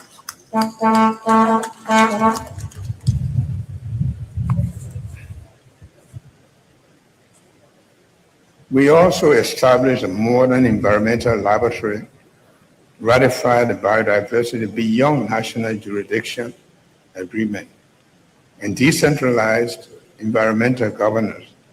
Liberia remains committed to responsible stewardship, ensuring that environmental protection, economic growth, and prosperity advance together for this generation and the next. Honorable members of the legislature, land governance remains a persistent challenge that affects livelihood, food security, culture, the economy, development, and climate change. Poor management has led to land grabs, dispute, and social conflict. In 2024, we imposed a moratorium on the public land sales to prevent speculative land grabs. It was lifted only after establishing clear guidelines and a standardized national deeding system in 2025. These measures now ensure full land allocation is fair, transparent, and accountable. In 2025, the government continued this centralization effort by deploying county service center coordinators across all 15 counties and serving over 32,000 citizens and boosting local revenue generation. County development planning units and treasury assessment strengthening fiscal management. A comprehensive review led to the reclassification of cities based on legal criteria.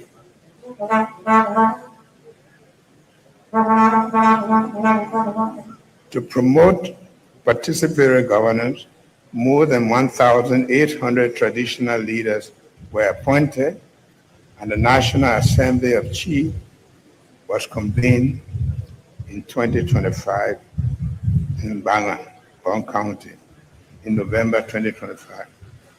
Lastly, the government was advanced institutional reform by passing the act establishing the Ministry of Local Government, a major effort in advancing decentralization. To bring services closer to citizens, passport centers were opened in Granjere and Bong counties, making it easier for people to access identification documents locally.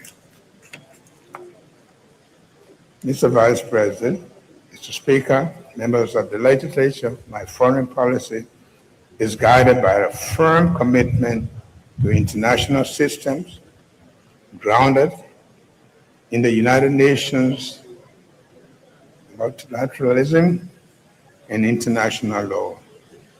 I believe these are vital for global cooperation and peaceful conflict resolution. In 2025, we worked to restore Liberia's international credibility and reestablish it as a respected member of the global community. Our foreign policy now prioritizes national interest, integrity, and resolve, focusing on tangible benefits to Liberian and strengthening our country's standing. Liberia's election to a non-permanent United Nations Security Council seat for 2026-2027, with 181 out of 193 votes in the General Assembly vote, demonstrate renewed global confidence in our leadership. This historic achievement raises Liberia's profile and enables us to contribute to international peace with emphasis on women, youth, climate, stability in our region. Liberia continues to play leading roles in ECOWAS, the Mano River Union, and African Union.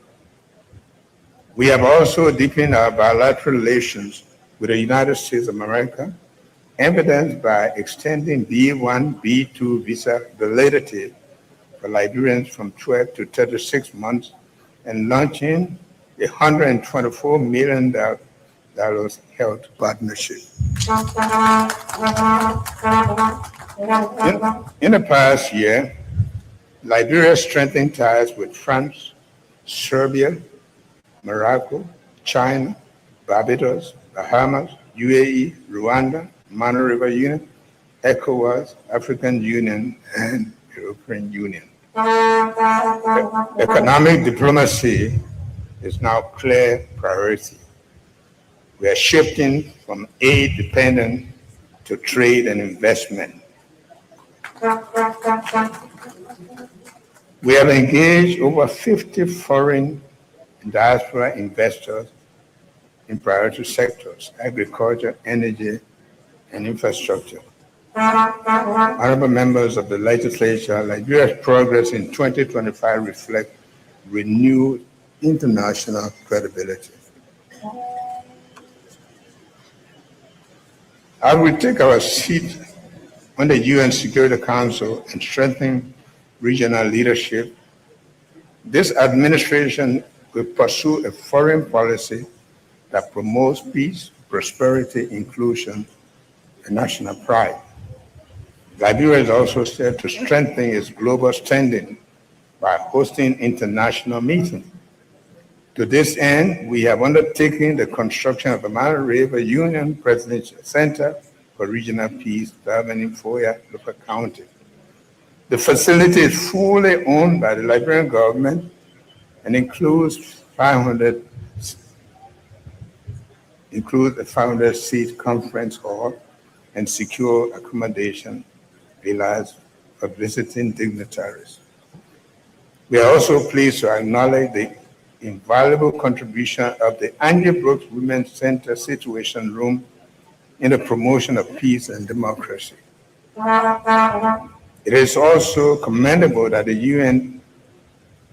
United Nations Security Council has recognized them as an exemplary mechanism for monitoring potential hotspots, incidents involving violence, harassment, and intimidation. The Mano River Union Presidential Center will serve as a significant resource for their efforts in the future. Mr. Speaker, members of the legislature, the Liberian diaspora is not just our family abroad.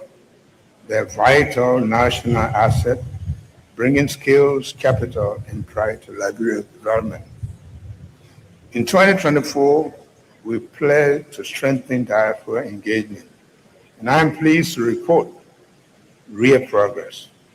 The inaugural Liberia Diaspora Conference in Washington, D.C. led to clear recommendations, including the establishment of a diaspora commission. We will soon bring this proposal to the legislature. Across the country, diaspora entrepreneurs and professionals are returning to invest in infrastructure, agriculture, health, education, and technology. Many are also building homes and launching new enterprises. We recognize these efforts through the Year of Return program. I must also stress that we are appalled by the distressing losses suffered by members of the diaspora community in various housing projects, including the Millennium Estate housing project. We will continue to work with all parties to ensure justice for those impacted. Mr. Speaker, the honorable members of the legislature, a nation that refuses to reconcile hinders its own progress and remains bound to the weight of the past. As such, reconciliation is essential for our growth as the nation's progress in healing and growth for future generations. My administration has taken meaningful steps, including implementing Truth and Reconciliation Commission recommendations. Last year, We reburied former President William R. Tolbert Jr. and Samuel K. Doe Sr. with dignity and respect, and we formally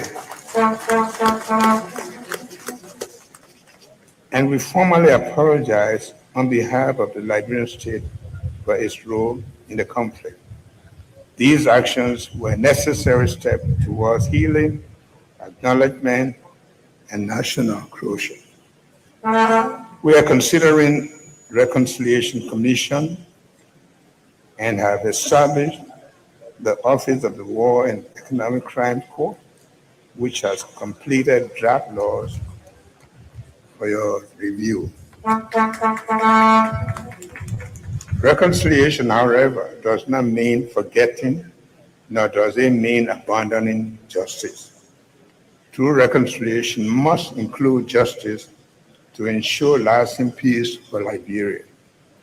Mr. Speaker and members of the legislature, in my address to the Rama body last year, I extended a hand across the political divide to call on compatriots in the opposition and others to join us in building an inclusive government. Today, I want to renew that call. During the year-end review, the nation mourned the loss of several prominent citizens. Among these were Judge Lavinia V. Ashton, former probate court judge, former dean of the Louis Addo Grant School of Law, Honorable Dr. Emilia Angeline Hope Ward, former Minister of Planning and Economic Affairs, Nimba County Senator Prince Yomi Johnson, Honorable George Musu Freeman Sumo, former Senior Senator from Montserrat, Honorable Ambassador James T. Toppin, former Liberian Ambassador, Federal Republic of Nigeria, former Ambassador to the Republic of Benin and Republic of Togo.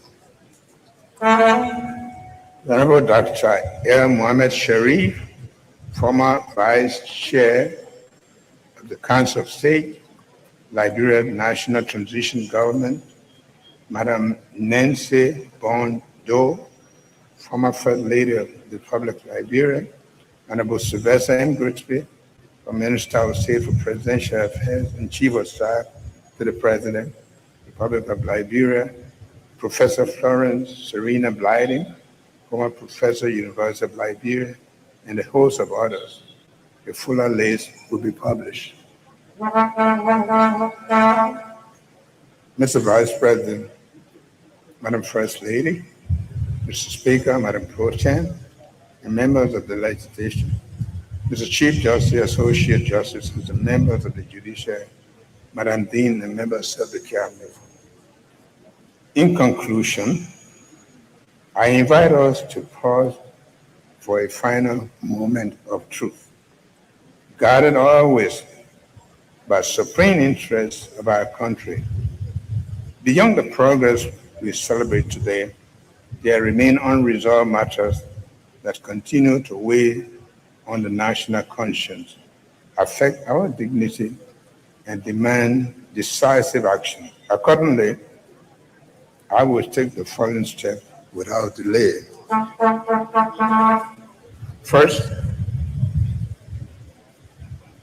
I will ensure that we continue to comprehensively review our concession framework to correct historic inequities in the extraction and management of our national wealth, and to ensure that Liberia and its people receive fair and lasting benefits.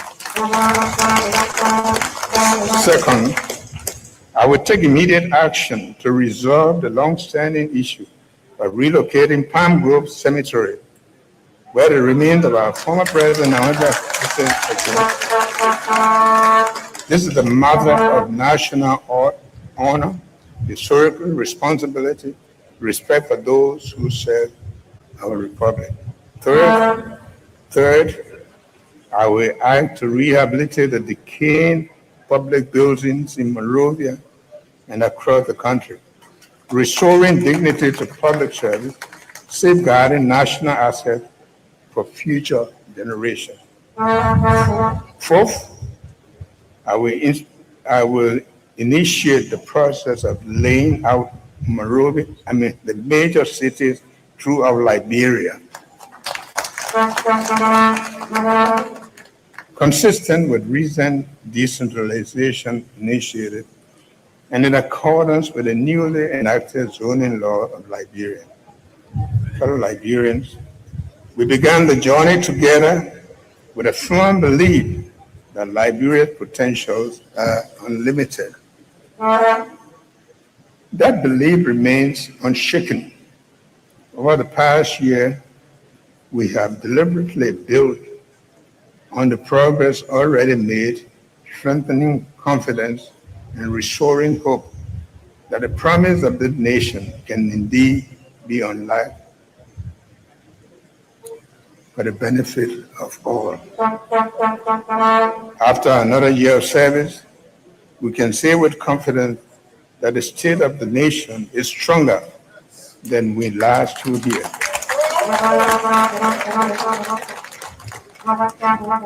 The gains we have recorded are not an end in themselves.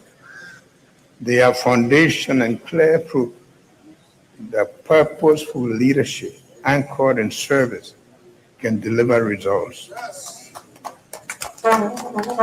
These achievements affirm our belief that Liberia's best days are ahead of us. Yet, we must not become complacent. As we deepen the implementation of the Arrest Agenda for Inclusive Development this year and beyond, we move forward with resolve, courage, clarity of purpose. We are guided by a simple but enduring truth. Leadership is not defined by titles or privilege, but by humility, fidelity to our oath, and honor to the Republic.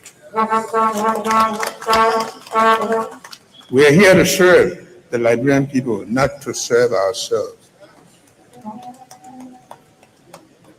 If our purpose strays from service, disappointment will follow, and the truth will be unavoidable that we belong elsewhere. Service is the measure of leadership. We stand today at a defining moment between our past and our future. The choices we make now will determine whether we advance or fall behind, whether we honor or betray the hopes entrusted to us. Let us therefore commit together with one heart to move forward and not backward, mindful that what we do today will shape the Liberia of tomorrow. Let us govern, legislate, and judge in the supreme interest of the Liberian people, knowing that history will render its verdict on whether we rose to the moment or changed the course of our nation for better. With faith in God, confidence in our people, and love for country, I ask all of us to think Liberia, love Liberia. Yes, get up here. Yes, God bless you.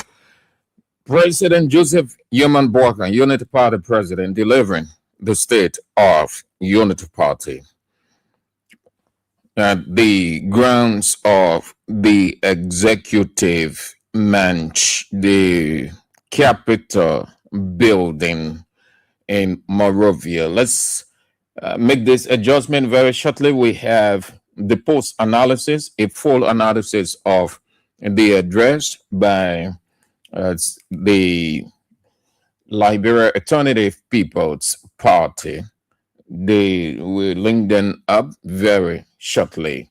But that was the address by President Joseph Boakai, the State of the Nation address. Let's have this. After the Liberia Alternative People's Party critique of President Joseph Yeman Boakai address in the next 35 minutes, on tomorrow, Tuesday, just so you know, the Congress for Democratic Change will be releasing or giving its critique of the party's the party's critique of President Joseph Yema Boakar's State of the Nation address that he just completed presently. We will bring you the full coverage, live coverage of the Congress for Democratic Change critique or analysis of President Joseph Boakai State of the Nation address by the Congress for Democratic Change.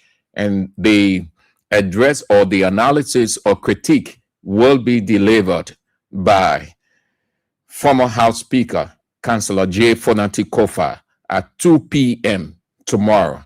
We will bring that live. That will be the second critique.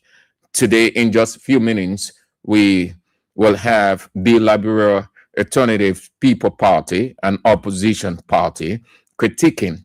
And then on tomorrow, the Congress for Democratic Change will give a full analysis of President Joseph Yema Boakai State of the Nation address. It will be delivered by the chairman of CDC Construction Committee, former House Speaker, Councillor J. Fonati Kofa at 2 p.m. on tomorrow, Tuesday, 2 p.m. You don't want to miss it.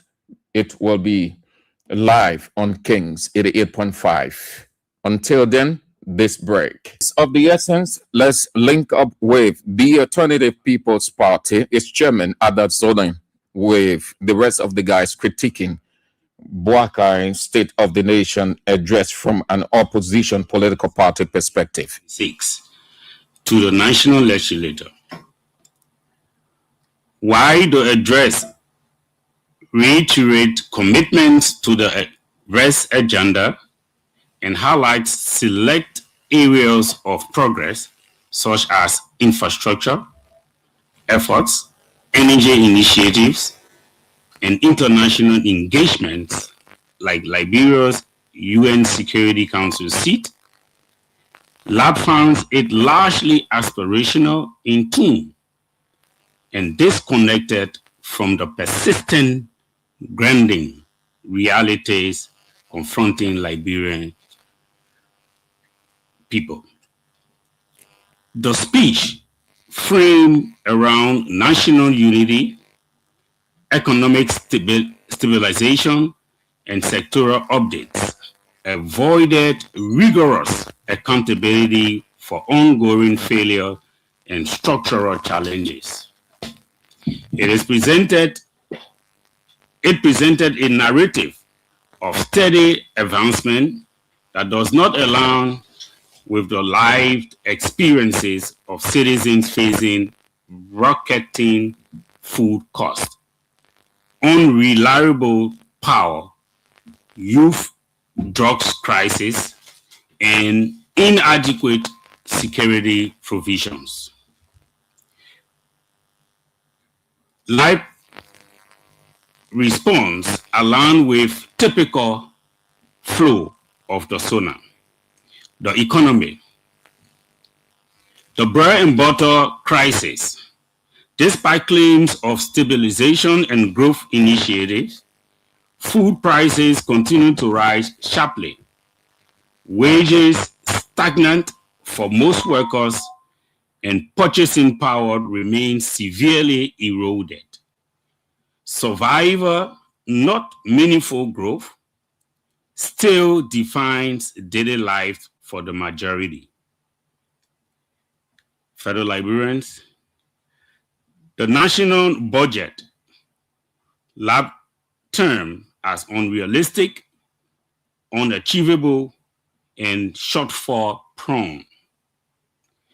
The address likely portrays the fiscal year 2026 national budget totaling over 1.2 billion, a historic high with domestic revenue projected at 1.13 billion and external at 72 million.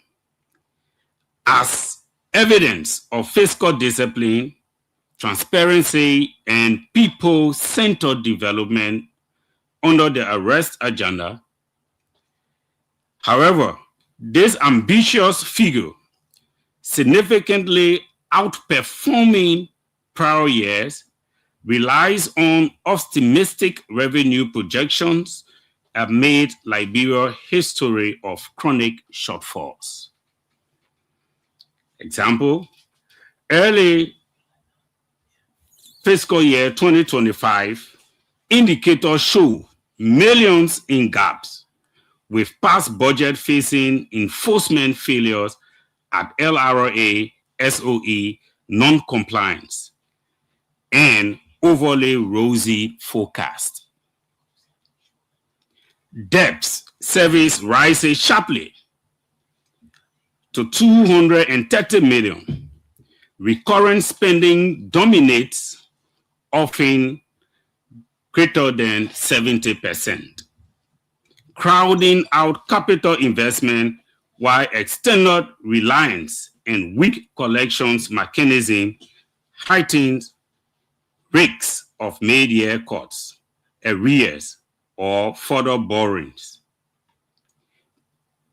Critics, including legislative voices and analysts, have flagged unrealistic targets, misalignments with priorities, that is, limited allocation to core arrest sector relative to needs, and potential elite capture over public benefits.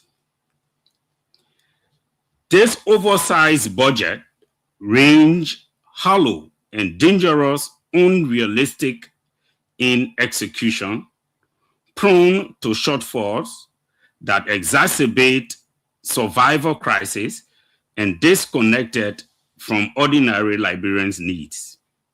Without general revenue reforms, transparency in spending, drastic reduction in recurrent bloat, and enforceable anti-corruption measures, it risks becoming another tool for privilege rather than progress, deepening poverty instead of alleviating it. This economy is consumption-driven, with minimum industrial or value-added progress. Government rhetoric continues to mask the harsh struggle Liberians face to afford rice, transportation, healthcare, and other basic needs. And agriculture and food security, over 70% of Liberians rely on agriculture. Yet, farmers lack tools, mechanizations, credits, and reliable markets. Issues unaddressed with transformative actions in the address. Food insecurity persists due to a failure to unlock Liberia's agricultural potential through sustained practical support rather than broad declarations. Infrastructure and yellow machine initiatives. References to road rehabilitations and equipment deployment notwithstanding, many roads remain impassable in the rainy season, disrupting trade, mobility, and livelihood. Policy emphasizes visibility over efficiency, sustainability, and measurable impact, further undermining public confidence. On energy and oil sector, while offshore contracts and energy expansion were noted, electricity remains unreliable with frequent, prolonged outages nationwide. All these appear elite-oriented, leaving ordinary Liberians without consistent power access despite repeated promises.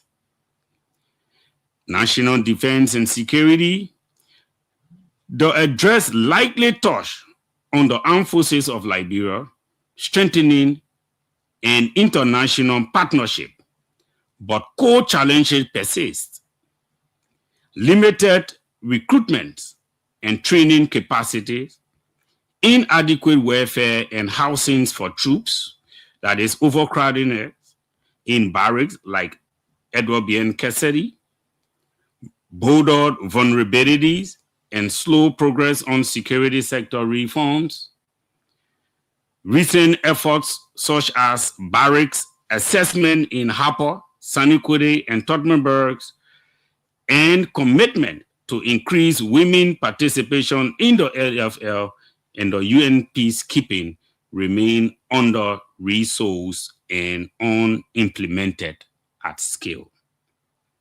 Example, the Ministry of National Defense Strategic Plan 2026 to 2030 focuses on capacity, accountability, and civil-military relations, but faces funding shortfalls and delays.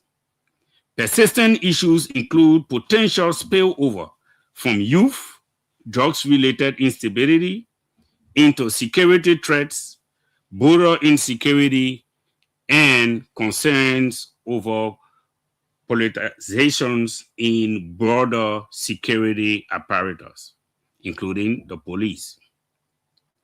Defense commitment remains aspirational without adequate domestic funding, transparent oversight, anti-corruption integration, or proactive measures against emerging threats like illicit trafficking and regional instability.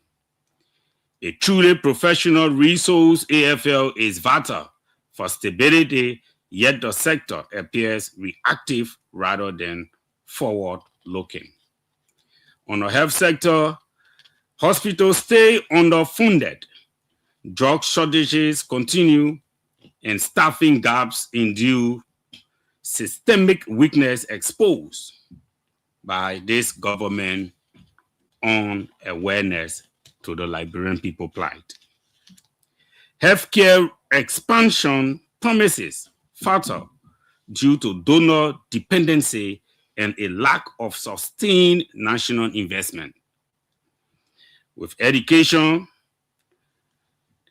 the public schools grapples with dilapidated facilities, unpaid or underpaid teachers, and weak vocational technical system. Reforms stay rhetorical. Absence of serious funding, oversight, and accountability rage the sector. With rule of law being paramount to our society, corruption cases stalls, selective justice prevails, and impunity endures. Reconciliations without justice is symbolic. Concrete prosecutions and judicial reforms are essential for general national healing. Where is the War Crimes Code? What it means for Prince Johnson Uni, may his soul rest in peace. Anti-corruption and governance. Procurement controversies, that is the Yellow Machine saga, with delays, weak due diligence, and renegotiations persist amid public scrutiny. Anti-corruption pledges lack credibility when accountability failures continue to erode trust. Assets recovery failed to provide evidence in court because of vested interests and appeals, and scores of officials failed to declare assets to date. Illicit drugs and youth. Synthetic drugs abuse, that is kush, surges, affecting thousands of youth, with protests mounting and rehabilitation severely limited. Inaction risks an entire generation lost to addiction, crimes, and instability. Public interest clouds the process, resulting in the mass release of those bringing in the substances. Aging and society protection.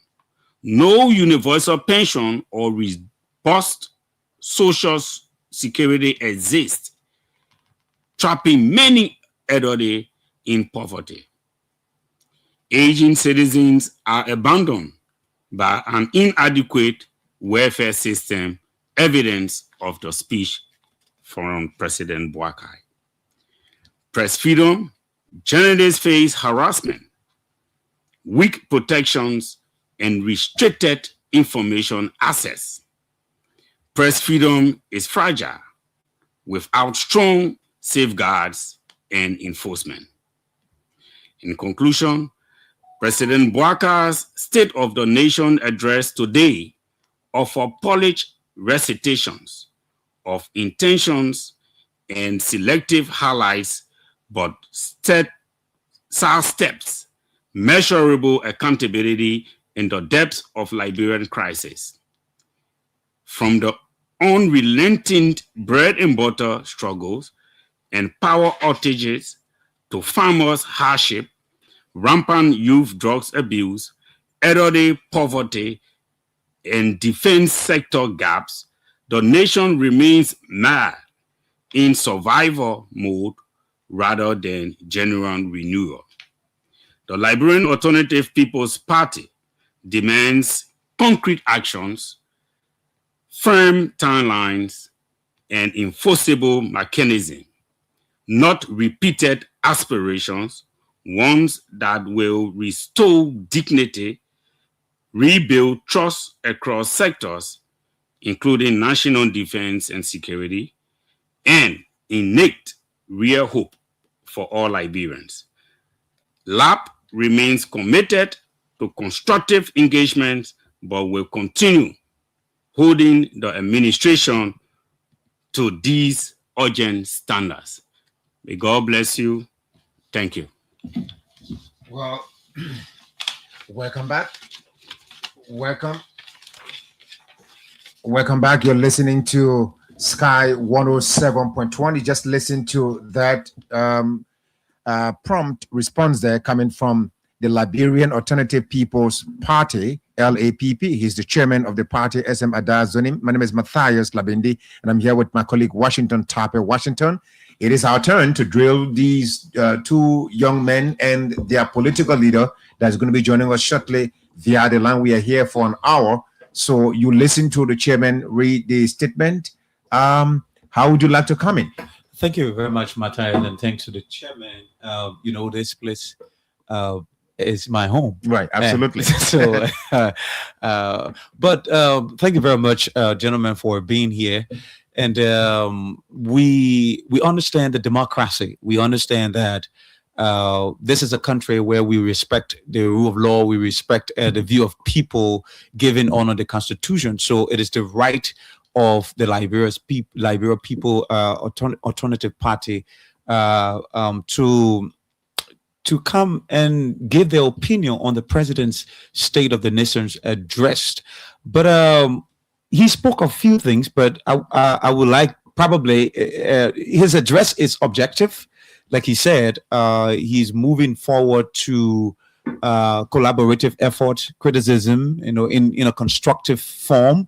But you can, kickstart this conversation, and we can question them for the couple of minutes that we have, Matthias. Absolutely, there are too many areas, a lot of sectors that he touched about. But let's look at the issue of the rule of law. I want to begin with that, Chairman Zonim, and let me say good afternoon to you as well, Mr. Focus Wilson. It's a pleasure. Thank you. Vice Chair for Political Affairs. Yeah. Thank you for the opportunity. Welcome, sir. Thank you. You talk about the issue of drugs and you talk about selective justice. This goes directly under the rule of law. You accuse the government of rendering selective justice in the fight against drugs, releasing people of interest, and while other people are, languish in behind bars and so on. What are your facts? How can you back this, what many may term as a wild allegation against the regime, with facts to substantiate your claims? Matthias, first of all, you are aware more than aware of I what? do. The stats are there. This government arrested some part of last year a foreigner and that foreigner was bailed. A Nigerian. That is just one. I just want to cite that. In other countries, just yesterday, I'm coming. Matthias, I'm coming. Yeah, but I need specificity in your response. I will give you. Right. I will give you. This is not a yes or no answer. The data are here. We have them. We don't jitter on these things. But just yesterday, you witnessed a situation trending on social media that a Liberian lady was sent to jail in Sierra Leone for 35 years. Give me the stats. You, the media, give me the stats of how many foreigners or Liberians have been sent to jail for X amount of years in Liberia when it comes to drugs. This trend you want to plot on, maybe you can invite me. This is my profession. This specific issue you speak to. So I'm giving you what we have based on records. Now, I gave you the report from the UNODC 2025 report, World Drugs Report, on rising synthetic use in vulnerable youth compounds. Look, the Liberian government have ignored the fight against drugs. Why? Because there are people in this government, top-notch officials, including those in the president's backyard, that are financing these illicit drugs into our country. And this is destroying the fabric. You are aware, walk the street right across you here on Broad Street. Before entering your studio, you know how many of them are engaged? Is it not a fact that you see it evident? Should I come and tell you? That suggests that there's a selective justice, that there are people who have been released by the very government, even though you think they're guilty. That is evident. But they have been released because the government. So why not strike it? Let me tell you something. What we are facing right now is the tear factor. Honor our law. There was no drug law. We have drug law now, right? Mm-hmm. The drug law is not bearable, similar to rape, similar to the other, I think, corruption and maybe murder, intentional murder. Those are issues that are not bearable. Why will people, until the person prove not guilty, you release them? Similar to rape. But you have them passing around and you say not guilty. Do you need a justice system to flinch around with these people first and say, go, come back, somebody can't stand for you, come back the next day, and the person bringing another consignment of drugs while using the same money to finance the process? Let me hold you a bit and introduce that the political leader of this party, LAPP, is on the line. Honorable George Wise Blamo is on the line. Honorable Blamo, good afternoon and welcome. Good evening, sir. Welcome. How you doing? Thank you very much. Thank you for calling me to make my contribution. Well, certainly. I have a couple of thematic areas. Right. I have a couple of thematic areas here that we are looking at as your party responds to the President's State of the Nation address. The statement has been read. We are looking at youth empowerment and job creation, education and healthcare improvement, justice, rule of law and corruption, agriculture, restoration, reform policy, partnership and diplomatic policy, state of the economy, as well as infrastructure development. Which one of these areas you think the president sounded repetitious or probably is unrealistic about his assertion, now making this the second State of the Nation address? First place, LP Road is even 70,000. Sorry, the what? President Bwaka receiving 7 people, 7 total people of the civil servant of Republic of Liberia. Right. Jobs that President Bwaka created under the Unity Party government said that they created 70,000. We want to listen. That's not a true story. They put out speech for him. The person lied to him. If he has proof, then let him publish a list. The list of civil servants employed by this government. No, the list of jobs he created. The second one is you asked my chairman about the drugs issue. There was a lady that was arrested at the Rabat International Airport that was coming in with drugs. Now they arrested her, and they said she was sick. It was, in fact, she ran away and went to JFK to go be there. She was caught. Where is that lady today? There's somebody that was around the president that brought that woman in. That lady escaped the country. So you are confirming, you are confirming, Honorable Blambo, from your chairman's statement that from the president's backyard, there are people that are dealing drugs in the country that are destroying the youthful population of Liberia. Definitely. So your party holds this as a fact. It's a fact. It's not something that we're guessing. It is a fact. There are people in our country, officials that are around him, that import drugs in the country. And you think the president is aware of it, or these things are happening unbeknownst to the president? How will you be a president in the country and you're not aware what's happening in the country? He's just a man. He's not omnipotent. Neither is he omniscient. You are cracking it small. Repeat your question. He's a man. He's a mortal. He's not omnipotent. Neither is he omniscient. Matthias, I once upon a time acted as the chairman of the cabinet in Liberia. We get daily briefing from every sector, especially the security sector. So that issue there, you can't convince me on it. There was nothing happening in our country from Maryland to Cape Mount, from Nima to Monrovia that I didn't know about. No president will tell you that anything happening in our country from the borders they will not know. Overnight, the immigration people will brief you. So that one there, I leave it. You can't convince me on it. If you don't know, then which means he's not in charge. Period.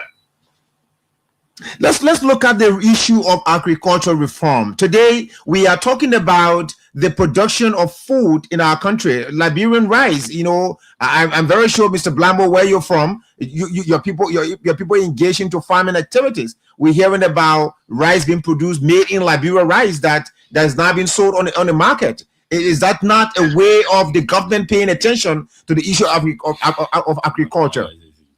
It's belated. What's belated about that? President Bakaro be talking about we will. It's belated.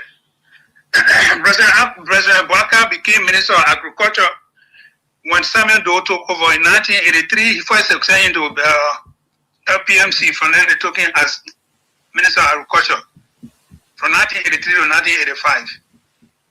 1985. So he knows about Liberia when it comes to agriculture.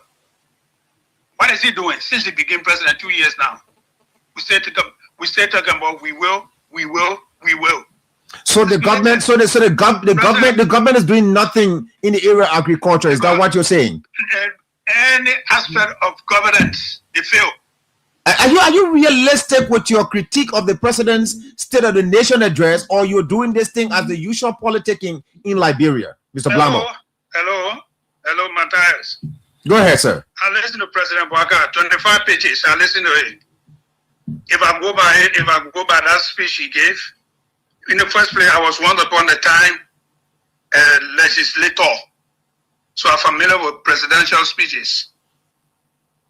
All what he put there, I listen to him, because they are not real. They are not real. They are not real. Let me take you a place where you will do some. Let me divert a little bit and go to the budget. If you go to his budget for 2026, on a preface, that is the narrative of the budget, preface 1.3, on a subtitle, debt management. If you go there, you will find that the crafter of that budget, they said they have 230 million to service debt. Out of that 230 million, they have 159 for domestic. They have 68 for foreign debt. 68 plus 159 is equal to 227. But they have in the budget 230. So if you subtract 227 from 230, you get 3 million balance. 3 million. So where they carry that 3 million and nothing is mentioned about it. I just opened the budget just last night because I knew I was going to be on the radio. But if I opened that budget 2 weeks ago, I'm going to tear it into pieces. Now, people render services to the government. The services they render, they sign documents. Foreign ministries, you have that document. Why are they not being specific to give us a listing of the domestic debt? And they are estimating and leaving out 3 million without any allocation. So everything the government doing from the day they became the party started governing. My brother, they came with lies, they ran campaign with lies, and are governing with lies. Okay. That's not possible. Honorable political leader. Right. Let me come back to you, to your original question. Everything the government does, to be very frank with you, they're creating 70,000 jobs where, when yesterday President Barker admitted that they had a challenge in job creation, when the Vice President Kun admitted that they had a challenge in job creation, when they employed 70,000 people, where, which county, which country? When did the president admit specifically that you're pointing out that he said that there's a challenge in job creation? When he want RBS. He want RBS. Job creation became a problem. Honorable, how they call him, the Vice President admitted that. In the UN report, United States report mentioned that job creation was a problem. When they created the jobs, yesterday or day before yesterday. Okay. So they need to read to all what they said. They need to go back and read them. Okay. They will come back. Honorable Blamo, yes, just a moment. Let me hold you a bit. I have my colleague Washington here, but let me hear from your Vice Chair for Political Affairs. Focus, you're listening to the President's State of the Nation address. I mean, your party is already tearing it apart from your own perspective. What's your own takeaway from the President's SONA? So, thank you. It's important that the Chairman, you have established the foundation of the discussion.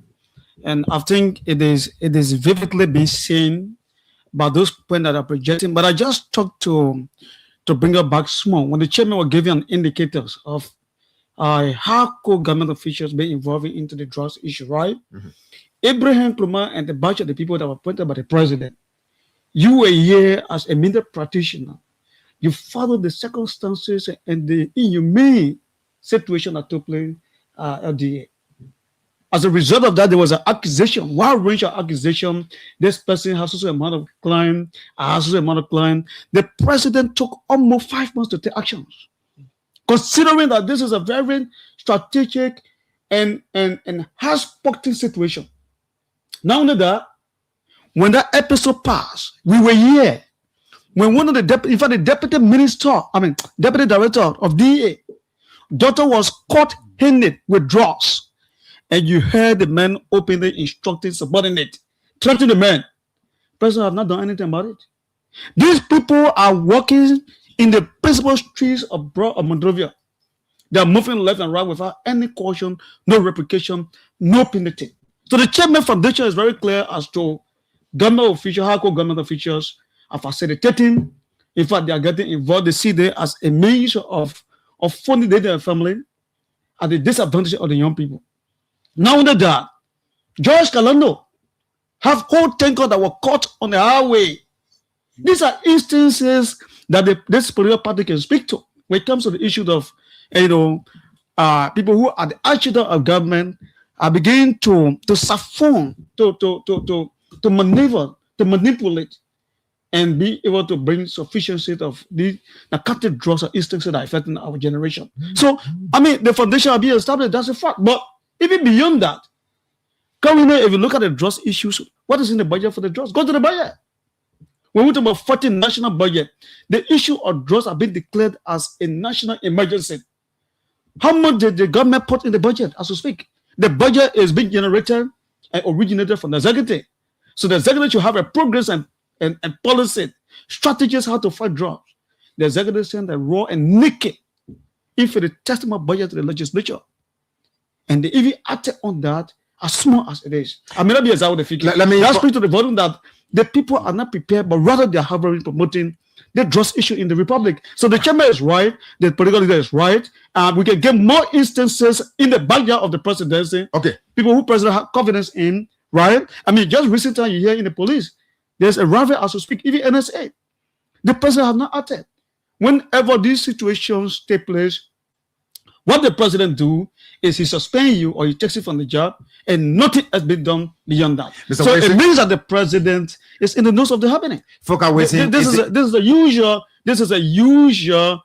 way of the government official raising money at the detriment of the ordinary citizen. Mr. Foka Wesing is the vice chair for political affairs of the Liberian Alternative People's Party. Let me inform you quickly that Prime FM 107.5 is relaying this broadcast. Kings 88.5 is relaying as well. Slotowa in Nimba County is relaying. I don't know the frequency. Hot FM in Nimba is relaying. Radio Tatota in Bon County is relaying. Radio Banga is also relaying. I also saw on the live stream that Voice of Sino County is relaying this broadcast. So this is a paid-for program by the Liberia Alternative People's Party. Washington? Yes, the chairman spoke about the Unity Party government lied when it comes to leadership. But I'm concerned. The president said in the SONA that his government has tackled the issue of corruption, wherein he has submitted a bill to remove the statute of limitation. I just heard that today in the president's SONA. But looking at the issue of corruption, the fight against corruption from the angle of the Unity Party government, how does the Liberian Alternative People Party see the government's fight against corruption? Is it proactive, or is the government just making another story? Thank you. I was just about to interrupt you because in school those days we were intellectuals, we were on the media challenging so we can bust the bell. But thank you for coming back to say our view, because the president statement contradicts the report from the CPI, that is the Transparency Watch International Report 2025. Score Liberia at 27 over 100. 27 over 100. Those are record. Even the MCC scorecard. You will be talking about gains where, into certain sector, but look at the average. When we speak here and come to the platform, we must give evidence-based information. Right. So we cite institution, global institution report against what you said.